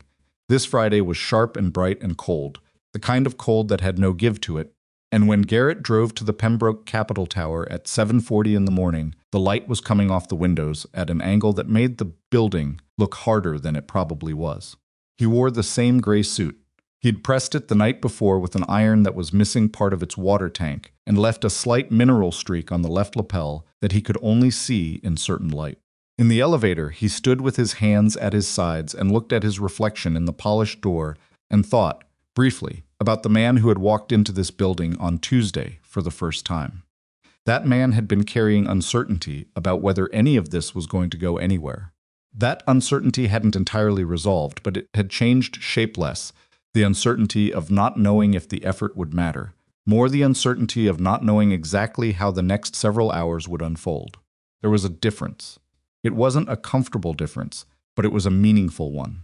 The conference room had been rearranged. The long table was the same, but it had been formally set water glasses, name placards, a slightly institutional quality that it hadn't had earlier in the week. 7 board members were already present or arriving when Garrett walked in with Cho. The meeting was scheduled for 9. It was 8:47. He recognized Margot Wycliffe immediately. She was 71 years old, which was older than he'd expected from the mental image he'd carried. Or maybe it was more accurate to say that the woman in the HR meeting 6 years ago had not looked her age, had carried the particular kind of authority that compresses years. And the woman sitting now at the far end of the conference room table was closer to what the years actually said. She was impeccably dressed, in the way of someone for whom being impeccably dressed was a form of armor, a dark suit, silver at her ears and wrists, posture that had probably been straight since before Garrett was born and showed no signs of having reconsidered. She looked at him when he came in. It wasn't the look he'd imagined during the years he'd spent. Not imagining it, he'd been careful not to construct the meeting in his head, because the meetings you construct in your head are never the real ones, and the gap between them creates a friction you don't need. The look she gave him was brief and measured and entirely controlled. Whatever was in it, she'd decided before he walked in the room exactly how much of it to let show, and what she'd decided to let show was very little. If there was recognition in it, or something that might in a less managed person have been discomfort, it lasted only the time it takes to blink and was gone. Garrett found a seat along the wall. Not at the table. Cho had been clear that this was the board's meeting, and Garrett's presence was as a witness and technical resource, not a participant. He sat with the legal pad on his knee and his hands folded over it and watched the room fill. Lydia came in at 8:54. She was wearing a charcoal suit that he hadn't seen before, and her hair was pulled back in a way that was different from the polished looseness of Tuesday morning, sharper, more deliberate. She did not look at Margot immediately. She set a folder in front of her chair at the center of the table, spoke briefly with Cho, and then sat down and arranged her materials with the focused quiet of someone who is using activity to manage their interior state, which was something Garrett recognized because he did the same thing. Then she looked at Margot, across the length of the table. Margot was already looking at her. The look lasted perhaps 2 seconds. Then both of them looked away, to their respective materials. Board members sorted themselves by what they were 3. Along one side, who had arrived together and were speaking quietly to each other with the familiar ease of people who'd talked before this morning, which Garrett read as Margot's people. 2 on the opposite side, who came in separately and sat with the careful neutrality of people who hadn't committed. 1 who sat at the far end and looked at his phone and gave nothing away. And 1 elderly man named Whitmore, the oldest on the board at 77, who came in last, sat nearest the door, and immediately closed his eyes in what might have been rest, or might have been a concentration technique Garrett couldn't tell. Margot called the meeting to order at 9 o'clock with the practiced ease of someone who had been calling rooms to order for decades and considered it a natural function. This emergency session, she said, has been convened under Section 7.4 of the Board Governance Charter, which grants the chair authority to convene in matters constituting a material governance risk to the company. Her voice was exactly the voice Garrett remembered, smooth, unhurried, carrying the implicit weight of someone whose authority had never seriously been challenged. The matter before us is the CEO's unilateral commissioning of an external investigation into board-level governance decisions, conducted without board authorization, and the attendant reputational risk to the company created by that action, and by the CEO's public association with a former contractor, whose history with this industry is, at minimum, contested. She did not look at Garrett when she said former contractor. That restraint, Garrett thought, was intentional and somewhat impressive in its own cold way. I'll note, Margot continued, that the aircraft incident earlier this week has already been referred to the appropriate federal investigators, and that the NTSB is the proper venue for those questions. What I'm asking this board to address today is the internal governance question, whether the CEO's actions this week have exceeded her authority and created risks that require the board to take corrective action. One of the uncommitted board members, a woman in her 50s named Elspeth Torres, whom Cho had flagged as genuinely undecided, leaned forward slightly. What form would corrective action take? At minimum, Margot said, a formal directive to cease and suspend the internal review until proper board authorization is obtained. The board would then evaluate the scope and leadership of any future investigation. She paused. At maximum, a vote of no confidence in the current CEO's leadership, triggering a 30-day review period under Section 12 of the Charter. No confidence. The phrase landed in the room with the weight that such phrases carry in institutional contexts not dramatic, in the way of movies, but heavy with the specific gravity of something that, once said, cannot be entirely unsaid. Lydia's expression did not change. Garrett watched the uncommitted members. Torres was writing something on a notepad. The man with the phone and name placard read Breckenridge had put the phone away and was watching Margot with the focused attention of someone updating a calculation. Margot had come to this room expecting to control it. She had controlled rooms like this for 20 years, and the expectation was built into her posture, her pacing, the slight forward lean that said, I know where this is going. What she didn't know was what Lydia had spent Tuesday, Wednesday, and Thursday preparing. Thank you, Margot, Lydia said, when the pause was long enough. Her voice was steady. I'd like to respond. Margot gestured graciously as if granting a courtesy. Lydia opened her folder. On Tuesday morning at Bridgeport Executive Airfield, my aircraft suffered a tail section fire that destroyed the aircraft and that I survived because a ramp safety contractor named Garrett Hawthorne blocked the boarding stairs and refused to move despite being ordered to do so. She did not look up from her folder as she said this, but her voice had the quality of something being stated for a record. The contractor was removed from the stairs by my security detail on my instruction. 40 seconds later, the aircraft exploded. She looked up. I want the board to have that precise sequence in mind as context for everything I'm about to present. She went through it methodically. Not dramatically, she had the material organized with the clean sequential logic of someone who had thought about how a skeptical audience would receive each piece and had sequenced accordingly. The maintenance logs first, because they were the most concrete, the specific dates, the specific anomalies, the specific follow-up inspections that had been recommended and not completed. She presented these in the language of operational fact rather than accusation. The log shows, the record indicates, the timestamp reflects. The board members who'd arrived with Margot maintained the posture of people waiting for an opportunity to object. They didn't find one in the maintenance logs, because the maintenance logs were what they were. Dates and entries don't argue. Then the Meridian personnel file. Garrett's original memorandum, its 14 pages, summarized in 3 minutes, with the precision of someone who had read it carefully and understood it. The access log, the timestamp, the duration. Margot, at the far end of the table, picked up her water glass and set it down again. On March 14th, 6 years ago, Lydia said, a user with the credentials M. Wycliffe accessed the archived safety memorandum filed by then senior engineer Garrett Hawthorne in Meridian Aerotech's safety review system. The access duration was 51 minutes.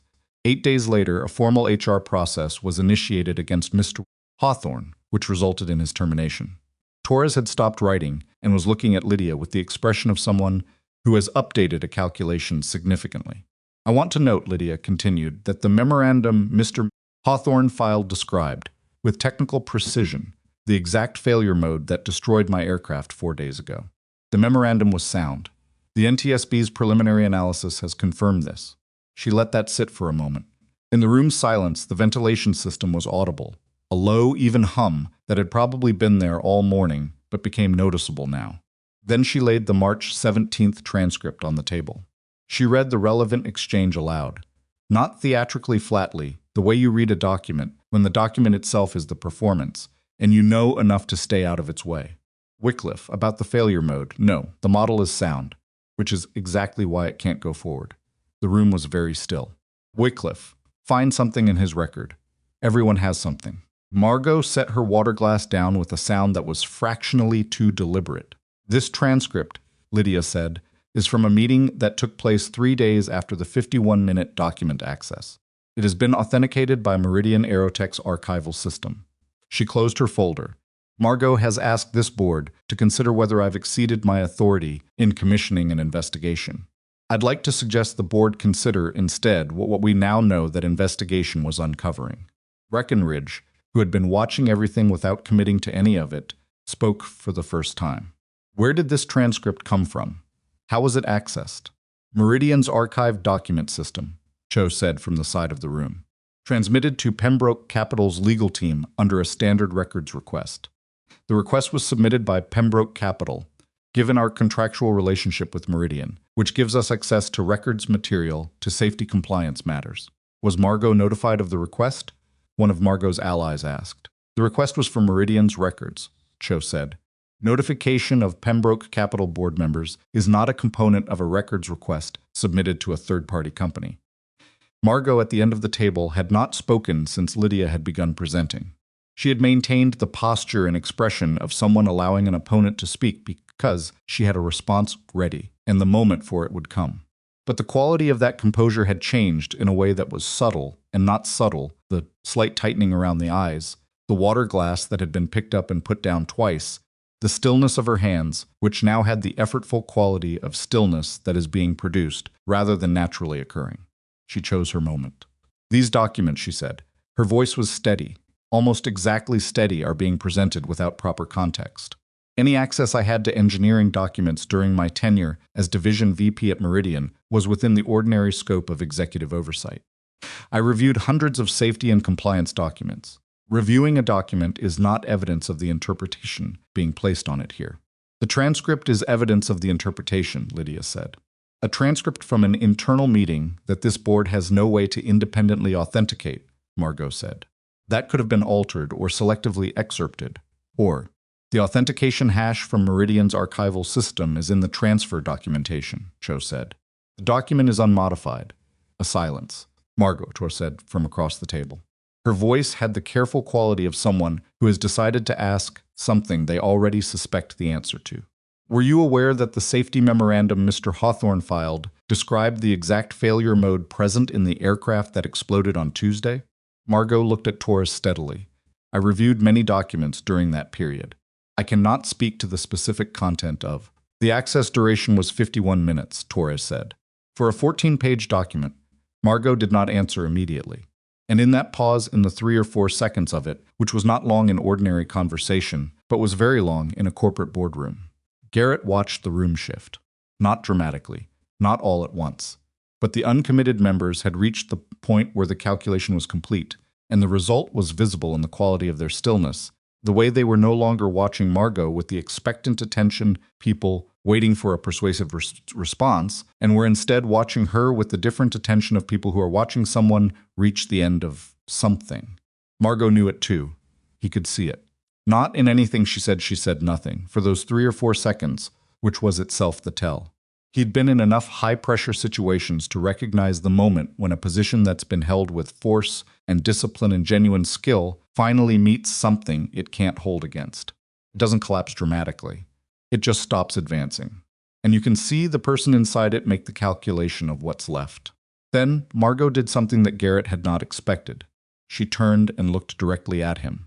Across the conference table, past the board members and the water glasses and the folder of documents, she looked at the man in the gray suit sitting against the wall with a legal pad on his knee. It was a long look, 5-6 seconds, and whatever was in it had layers that he couldn't fully parse from where he was sitting.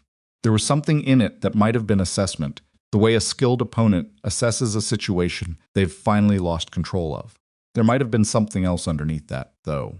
He wasn't sure, and he wasn't the right person to be analyzing it because he had too much history to trust his own reading. He held the look without changing his expression. Then Margot looked away, back to the table, and picked up her folder and closed it.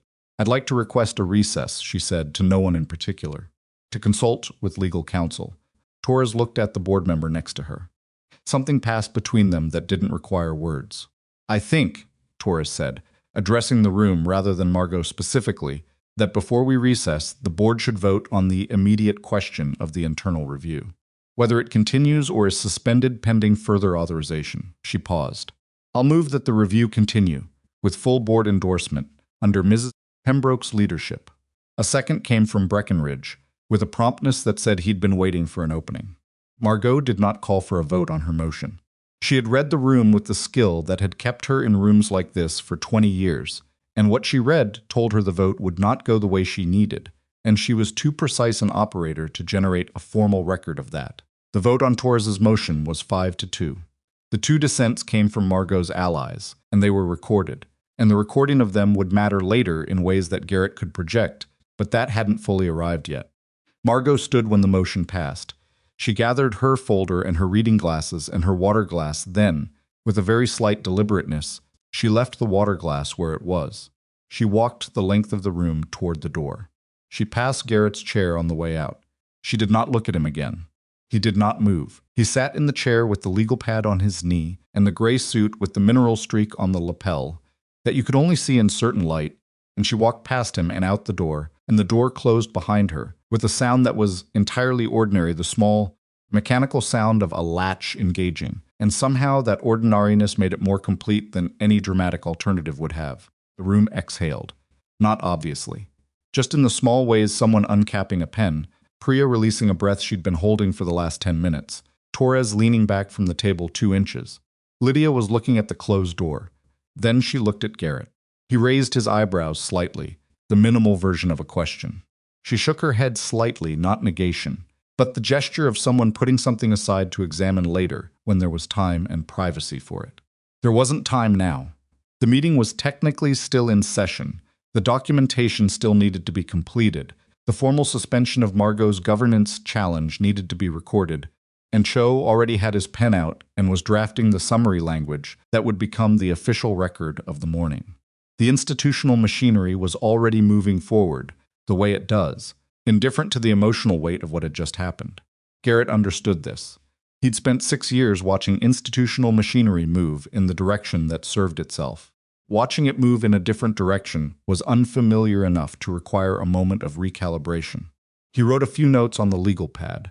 They were functional notes about sequencing and next steps, the kind of notes you take when you're processing something you don't have the available space to fully feel yet. The formal meeting ended at 11:20. The board members dispersed in the way people disperse from difficult meetings, a few speaking quietly in clusters, most moving quickly toward exits, everyone carrying the slight compressed quality of people who have been in a high-pressure environment and are now metabolizing it. Cho stopped Garrett near the elevator. The board has authorized Lydia to proceed with the external review. Formally and unanimously, the 2 dissenting members voted with the majority on the final resolution once the motion passed. Institutional instinct. He said it without judgment. The scope will be broader than we initially discussed. NTSB is already in conversation with our legal team about coordinating with the internal review for the safety compliance portion. The other employees, Garrett said. The ones who raised concerns and were managed out. That needs to be part of the scope. It's in the draft terms, Cho said. Lydia insisted. Garrett nodded. She wants to speak with you before you leave, Cho said. If you have a few minutes. He had a few minutes. Sadie was at school until 3. Lydia was in the small office adjacent to the conference room, standing at the window with a paper cup of coffee that had probably come from a machine somewhere, was certainly not good. She turned when he came in. I owe you an apology, she said, which was not what he'd expected to be the first thing she said. You've already, a specific one. In that room just now, the way I presented the termination. I personally signed Mr. Hawthorne's termination. I said it correctly, and I'll say it publicly, but I want to make sure you heard me say it privately first. She looked at him directly. I made a decision without doing the work the decision required. That's on me, not on Margot, not on a process. I signed my name to something and I didn't understand what I was signing. Garrett stood in the doorway for a moment.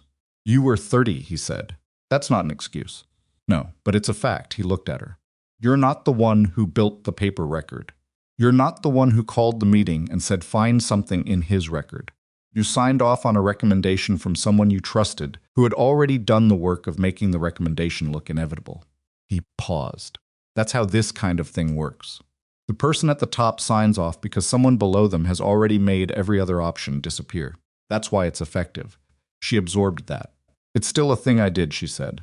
Yes, he said. It is, she nodded. She appreciated, he thought, that he hadn't told her she was fine, hadn't absolved her cleanly, because she wasn't looking for absolution. She was looking to understand the exact shape of her own role in something that had cost another person 6 years. What do you want? She said. From the review, from whatever comes after. Not what the lawyers negotiate. What do you actually want? He'd thought about this. He'd been thinking about it since Tuesday morning, since the moment on the cold tarmac when the question had started to become real rather than hypothetical. My record corrected, he said.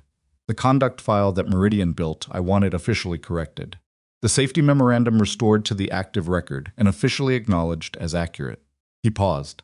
And whatever process you build going forward, it needs to have teeth for workers who report concerns. Real protection. Not language in a policy document. Actual structural protection so that the next person who finds something wrong doesn't have to choose between fixing it and keeping their job. Lydia held his gaze. I can do that. I know you can. I'm telling you that's what matters to me. Not money. Not a formal apology on letterhead. Those things. He said it plainly. Because 6 years from now, there will be another engineer at another company who finds something wrong. And what happens to them depends partly on what gets built here. The paper cup of machine coffee in her hand had gone cold. She set it on the windowsill. There's something else, she said. I want to offer you something, and I want you to know it's not offered as compensation or as a way of managing this situation. It's offered because after everything I've read and heard this week, you are the most qualified person in the country for the job. She met his eyes steadily. I want to create an independent aviation safety division, separate from the company's operational structure, with authority to ground any aircraft at any time, regardless of cost or schedule. And I want you to lead it. Garrett looked at her. The offer hung between them in the small office with its machine coffee smell and its gray February light through the window. He was aware of what it was not just a job, but the specific inversion of everything that had been done to him. The thing that had been taken, offered back, on terms that he hadn't asked for, and that came from someone who had read his 14 pages and understood them and was now trying to rebuild what those 14 pages had been trying to build in the first place. He didn't answer immediately. I need permanent written protections for every worker in the division who reports a safety concern, he said. Not policy language. Contractual protections, enforceable independently of the company's internal processes. If someone gets pushed back against for reporting something, the protection mechanism activates outside the company's control. Agreed, she said. And I need the authority to be real, not titular. If I ground an aircraft, it stays grounded. I don't negotiate with operations directors or board aviation committees or anyone else about a grounding decision. If someone wants to contest a grounding, they go to the FAA. Not to me. That's how it will be written, she said. He looked at her for a long moment. I'll think about it, he said. She nodded as if that was the answer she'd expected, and maybe it was. Take whatever time you need. He thanked her and left. Rode the elevator down alone. Walked out of the building into the sharp, cold February light, which was still brighter and cleaner than any February day had a right to be. He sat in his car in the parking structure for a few minutes without starting it. The weight he'd been carrying since Tuesday morning had not disappeared. The weight he'd been carrying for 6 years before, that had not disappeared either. It had shifted slightly, in the way that significant things shift when their context changes, not vanishing but redistributing, settling differently against the structure that had been carrying it. He thought about Sadie, who would be in school right now drawing neat rivers on something, who would come home at 3 and want to know if things were okay, and to whom he would say yes, because things were not fixed, not resolved, not done, but moving in the direction of okay in a way they hadn't been for a long time.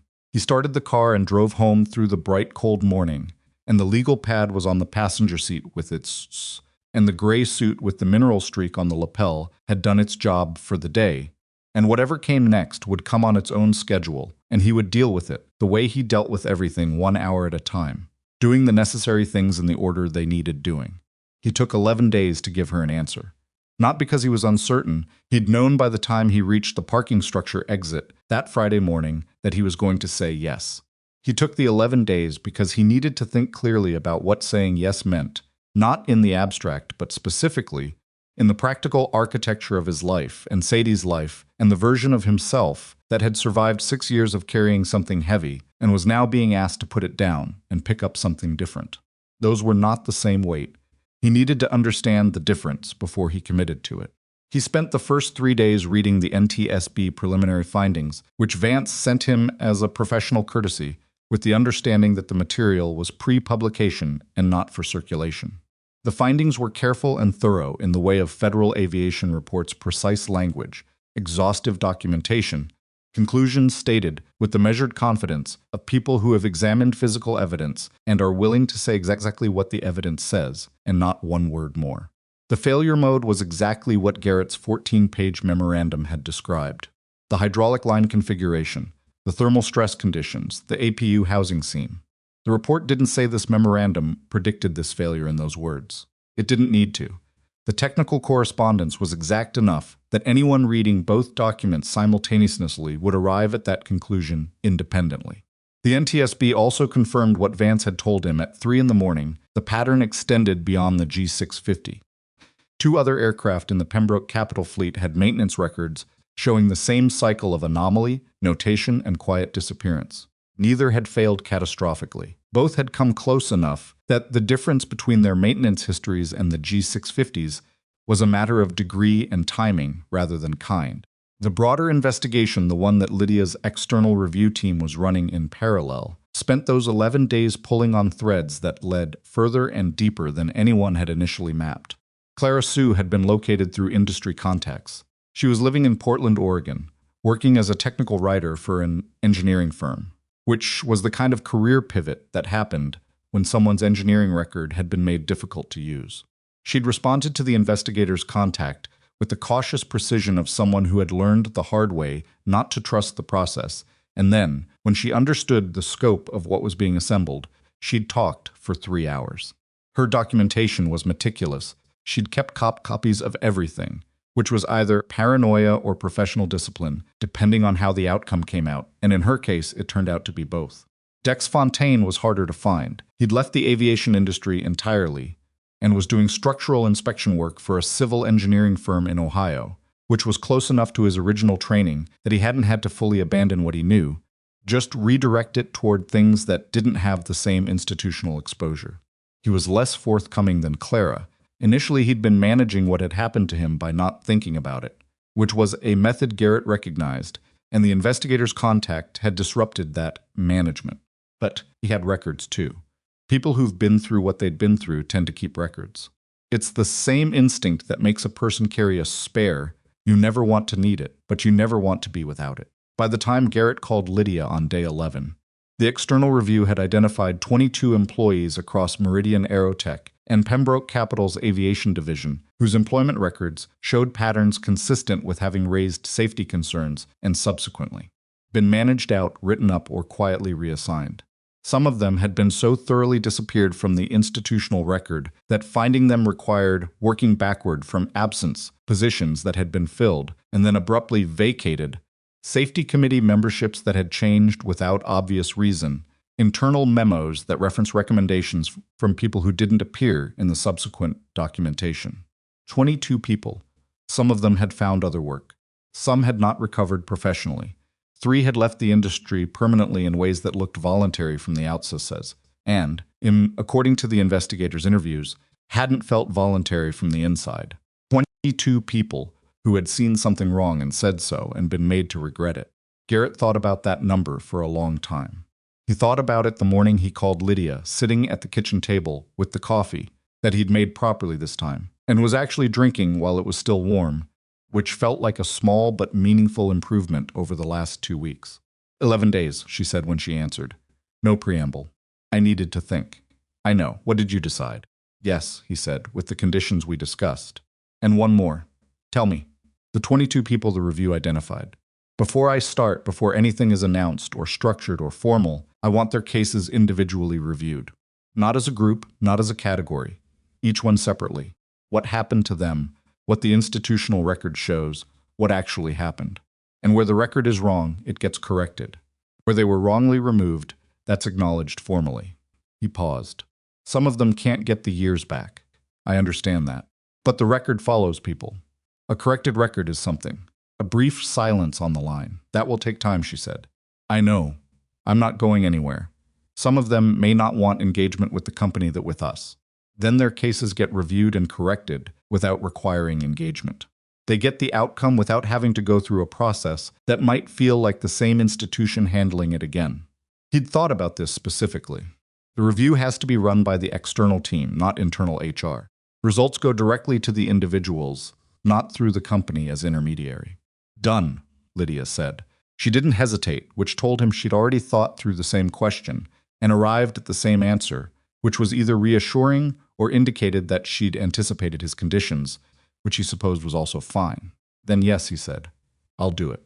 She was quiet for a moment. I'll have Cho send the draft terms today. One other thing, he said. I want to keep working the ramp at BEA through the end of the month. A pause that was slightly different from the previous ones. Why? Because I told someone I'd be there, and because walking away mid-schedule because something better came along is not something I'm comfortable with. He let that sit for a second. Also because Sadie thinks my working at the airport is interesting, and I'm not in a hurry to stop being interesting to my 9-year-old. He heard something on the line that wasn't quite a laugh but was adjacent to one. End of the month, she said. I'll have the formal terms ready before then. Margot Wycliffe resigned from the Pembroke Capital Board 12 days after the Friday meeting, in a statement released through a law firm that described her departure as voluntary and driven by a desire to focus on other commitments. The statement did not mention the internal review, the transcript, or the access log. It did not mention Garrett Hawthorne. It had the quality of a document written by people who were very good at saying nothing in very complete sentences. The resignation was covered briefly in the financial press, a paragraph or two, in the outlets that tracked board composition at companies of Pembroke Capital's size. Not much. Institutional departures of this kind generated limited coverage because they were designed to limit coverage. The announcement and the architecture of its language both engineered toward the goal of minimalism. Garrett read the statement on his phone during a break in a shift at BEA, and then put his phone away and walked the rest of his perimeter. The NTSB formal report was published 6 weeks after the incident. It ran to 112 pages. Garrett's safety memorandum was cited on page 47 as accurately predicting the failure mode subsequently observed in the G650 tail section fire. The citation was dry and technical, as NTSB citations are not a vindication narrative, just a factual acknowledgement that the analysis had been correct. He read that page twice. The second time, he read it without feeling the need to read it a third time, which told him something about where he was. Clara Sue received a letter from Pembroke Capital's external review team 6 weeks after Garrett's call with Lydia. The letter formally acknowledged that her 2016 safety concern about composite material fatigue had been substantively valid, and that her subsequent employment record had been improperly compiled in a manner that did not accurately reflect her professional conduct. A corrected record had been submitted to the industry certification body. The letter was not effusive. It was specific and accurate and signed by the external review team lead rather than any Pembroke Capital executive, which was how Garrett had wanted it, the correction coming from an independent voice rather than the institution correcting its own record about itself. Clara called Garrett after she received it. He'd included his contact information in the review briefing materials, anticipating that some of the 22 might want to talk to him rather than the investigators. I wasn't expecting it to say what it said, she told him. Her voice on the phone had the careful quality of someone managing something strong underneath it. I thought it would be, I don't know. More managed, more language. The language was written by people who didn't have a stake in softening it, he said. She paused. Did you push for that specifically? Yes, a silence. Thank you, she said, simply without elaboration in the way people say something when they mean exactly what they're saying, and any additional words would dilute it. Dex Fontaine did not call. His corrected record was transmitted, his review completed, and the team received a one-line email confirming receipt. That was his right, and Garrett had told the team to expect it and not follow up. The Independent Aviation Safety Division of Pembroke Capital was formally established in the 4th month after the incident. Garrett's title was director, which he accepted without particular attachment to the word. What he cared about was the authority document, which was written in the plain, specific language of legal contracts, rather than the aspirational language of corporate mission statements, and which stated, without qualification, that the director's determination to ground any aircraft in the Pembroke Capital Fleet was final and non-negotiable pending FAA review, and that no operational, financial, or scheduling consideration constituted grounds for overriding a grounding determination. He read the authority document 3 times before signing it, not because he distrusted the language. He'd been through enough contract negotiations with Cho to trust that the language said what it said, but because the document was the thing. The rest of it was furniture. The document was the structure that would still be standing when he wasn't in the room, when some future operations director who'd never heard of Garrett Hawthorne looked at a grounded aircraft and the cost it was generating and wondered if there was a way around the protocol. There wasn't. The document made sure of that. His office was on the 4th floor of the Pembroke Capitol building, which was not the executive floor but was not the basement either, and which had a window that looked out at a section of Bridgeport that was in the particular state of mid-renovation that cities get into when they've decided to improve themselves and haven't yet resolved where the money is coming from. He liked the window. He liked that it showed a real thing rather than a corporate view. He hired 3 people in the first 2 months. A senior maintenance analyst named Kwame, who had 20 years of aircraft systems experience and a reputation for being difficult to pressure, which was the quality Garrett had ranked highest in the interview process. A documentation specialist named Rosa, who had come from a federal records compliance background and had opinions about archival systems that she expressed at length and with justified confidence. And a junior safety inspector named Theo, who was 26 and had a degree in aerospace engineering and the particular quality of someone very new to institutional work who hadn't yet learned where the lines were that you weren't supposed to cross. Garrett had hired him specifically for that quality, with the intention of making sure he never learned that those lines existed. He told each of them, in their first week, the same thing. If you find something wrong, you tell me. If someone tells you not to tell me, you tell me anyway.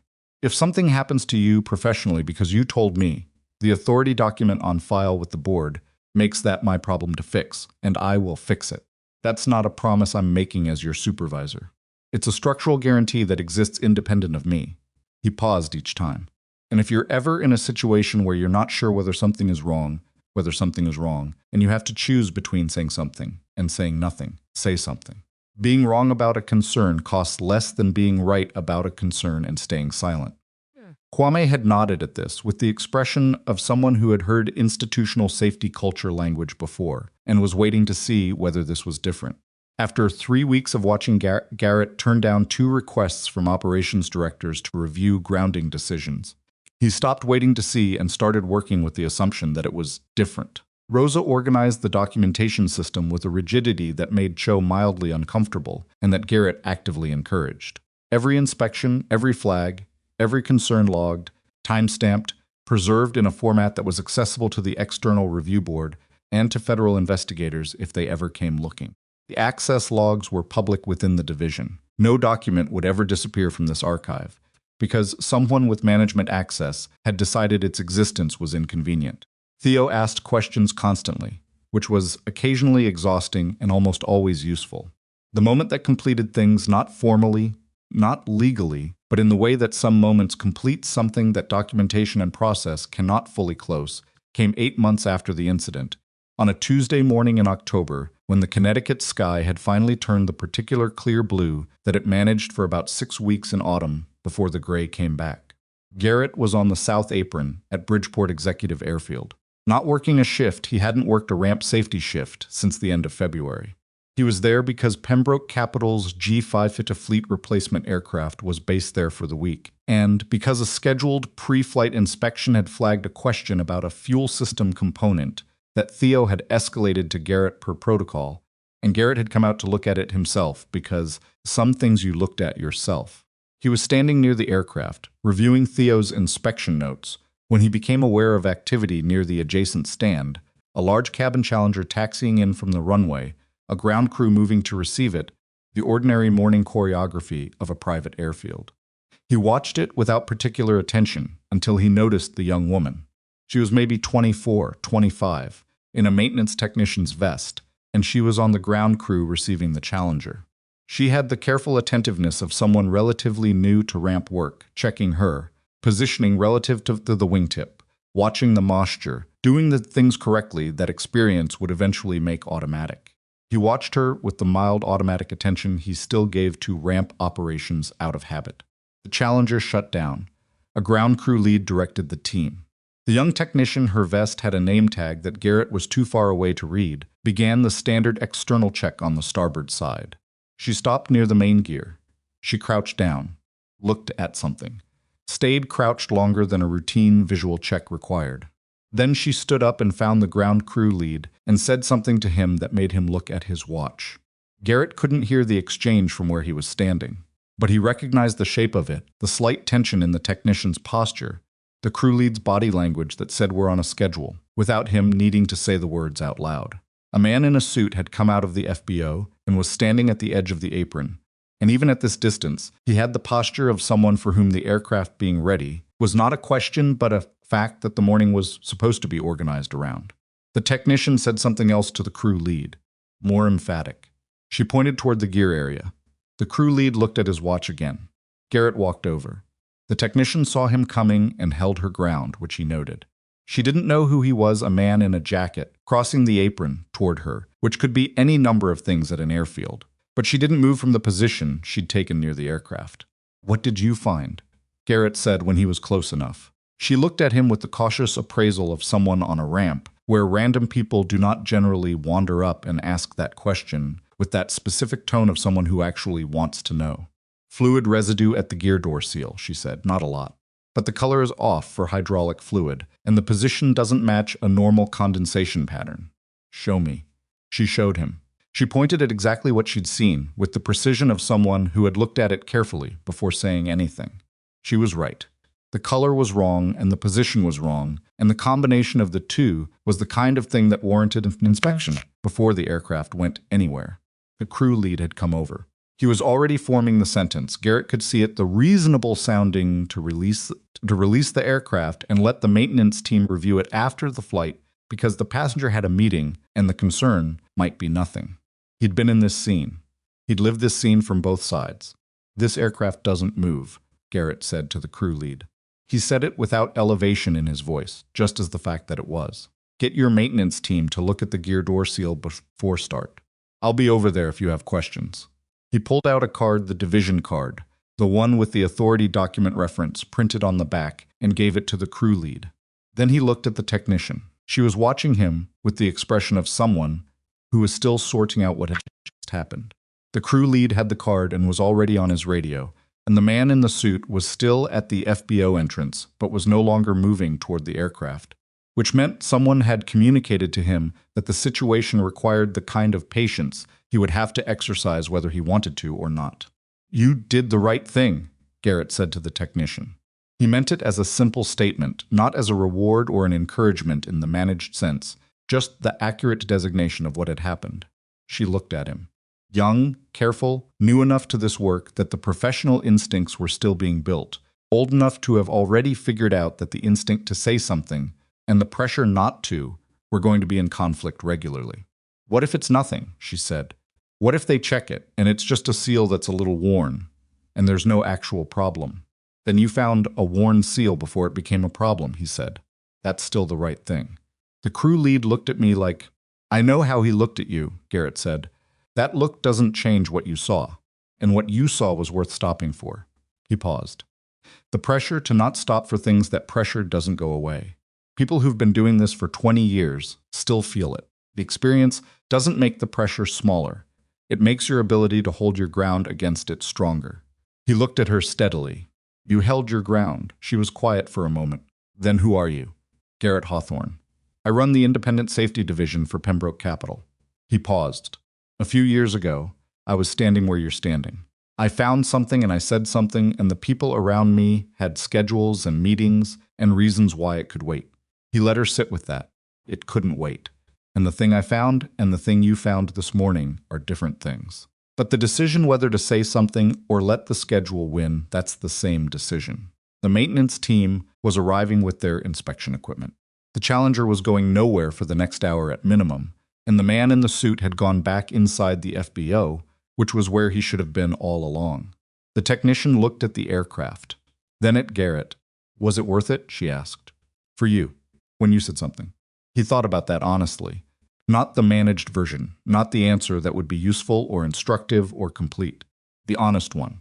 It cost me a lot, he said.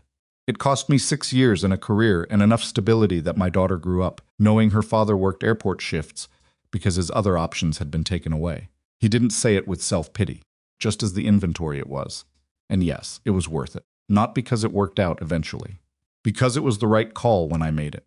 The outcome didn't determine that. It was right before the outcome. She absorbed this.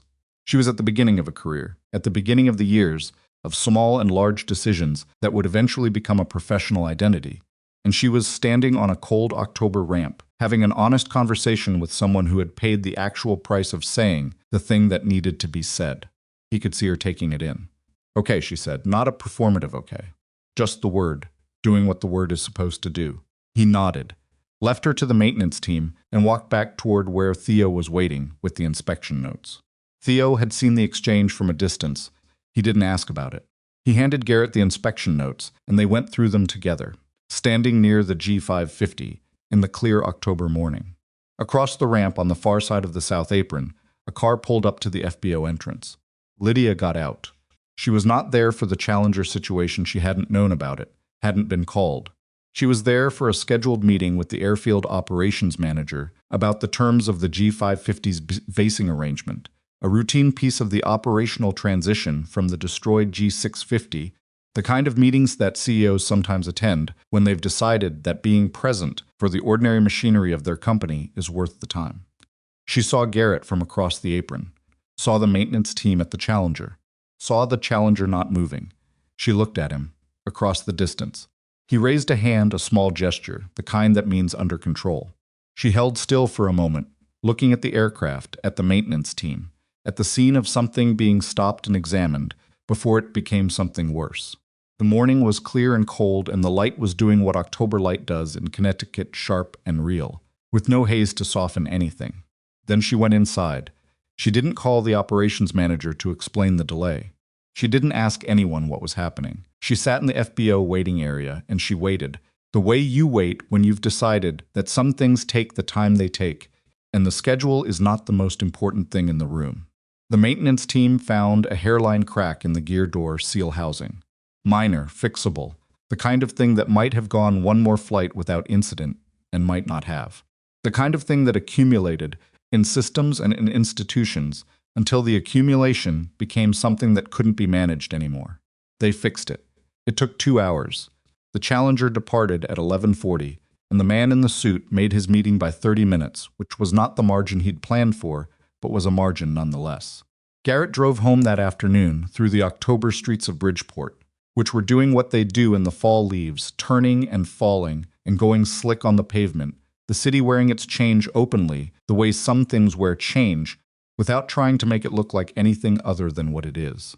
Sadie was home already when he got there, on the couch with a book she'd gotten from the school library, the kind of thick novel with small type that she'd recently discovered she liked, and that had made him quietly proud in the way that small specific things about your children make you proud, because they're genuinely theirs and not yours. How was work, she said, without looking up from the book. Productive, he said. Did anything blow up? No. That's good. She turned a page, Mrs. Pollard called. What did she want? She wanted to know if you were really running an aviation safety thing now. She said she read it in the paper. It was in the paper? A small thing. She saved the clipping. Sadie looked up from her book. She said to tell you she always knew you were more than a ramp guy. Garrett sat down in the chair across from the couch. She barely knew me. She knew enough. Sadie went back to her book. Then, without looking up, are you happy now? With the job? He thought about the technician on the ramp this morning. About the gear door crack that had been found and fixed. About Kwame and Rosa and Theo, who were right now in an office on the 4th floor, maintaining a documentation system that would not eat anyone's safety report and would not disappear anyone's name. About Clara Sue in Portland, working in her redirected career with a corrected record that gave her back something that had been taken. About Dex Fontaine's one-line email, which was a form of resolution even if it wasn't the kind anyone would write about. About 22 people, some of whom were recovering, and some of whom were still in the middle of it, and a process that was still working through their cases one at a time, specifically the way he'd asked. About Sadie, 9 years old with a library book and a geography project with neat rivers, growing up knowing that her father had lost something because he refused to compromise and had eventually gotten something back that was worth more than what he'd lost, which was not a clean story, but was an honest one. "Yeah," he said. "I am." She nodded, apparently satisfied, and went back to her book, and the afternoon settled around them in the quiet way of ordinary days that don't announce their significance while they're happening. The aircraft he'd grounded that morning would be in the air tomorrow, fixed and safe, carrying whoever it carried without incident. The technician who'd found the problem would go to work tomorrow, and the day after that, building the habit of saying the thing that needed to be said. The documentation was filed. The record was clean. There was no perfect ending. There was no moment where the injustice of 6 lost years became numerically balanced against what came after. There was no arithmetic for that. The years had been what they'd been, and they had cost what they'd cost, and Sadie had grown up with an airport shift father, and that was done and not undoable. But the system was different now. In one company, in one division, in one set of contracts and protocols and authority documents, something was different. And the technician this morning had stood her ground, and the aircraft had been grounded, and the seal had been fixed, and nobody had been on that aircraft when the crack became something worse. That was the thing. Not the vindication, not the title, not the formal correction of a personnel record, though all of those mattered. The thing was the aircraft that stayed on the ground. The thing was the next person who found something wrong and said so, and didn't have to choose between being right and being employed. You build what you can with what you have from where you are in the time that's available. You do it imperfectly because there is no other way to do it. You do it for your daughter and for the people who come after and for the version of yourself that stood at the bottom of a boarding staircase one cold February morning and refused to move, not because you knew what it would cost, but because you knew what the alternative would cost, and that was worse. Garrett Hawthorne sat in a chair in his living room in Bridgeport, Connecticut, while his daughter read a library book and the October afternoon went gold through the windows. And for the first time in a long time, the weight he'd been carrying had found a shape it could live with. Not gone, just finally honestly earned its place.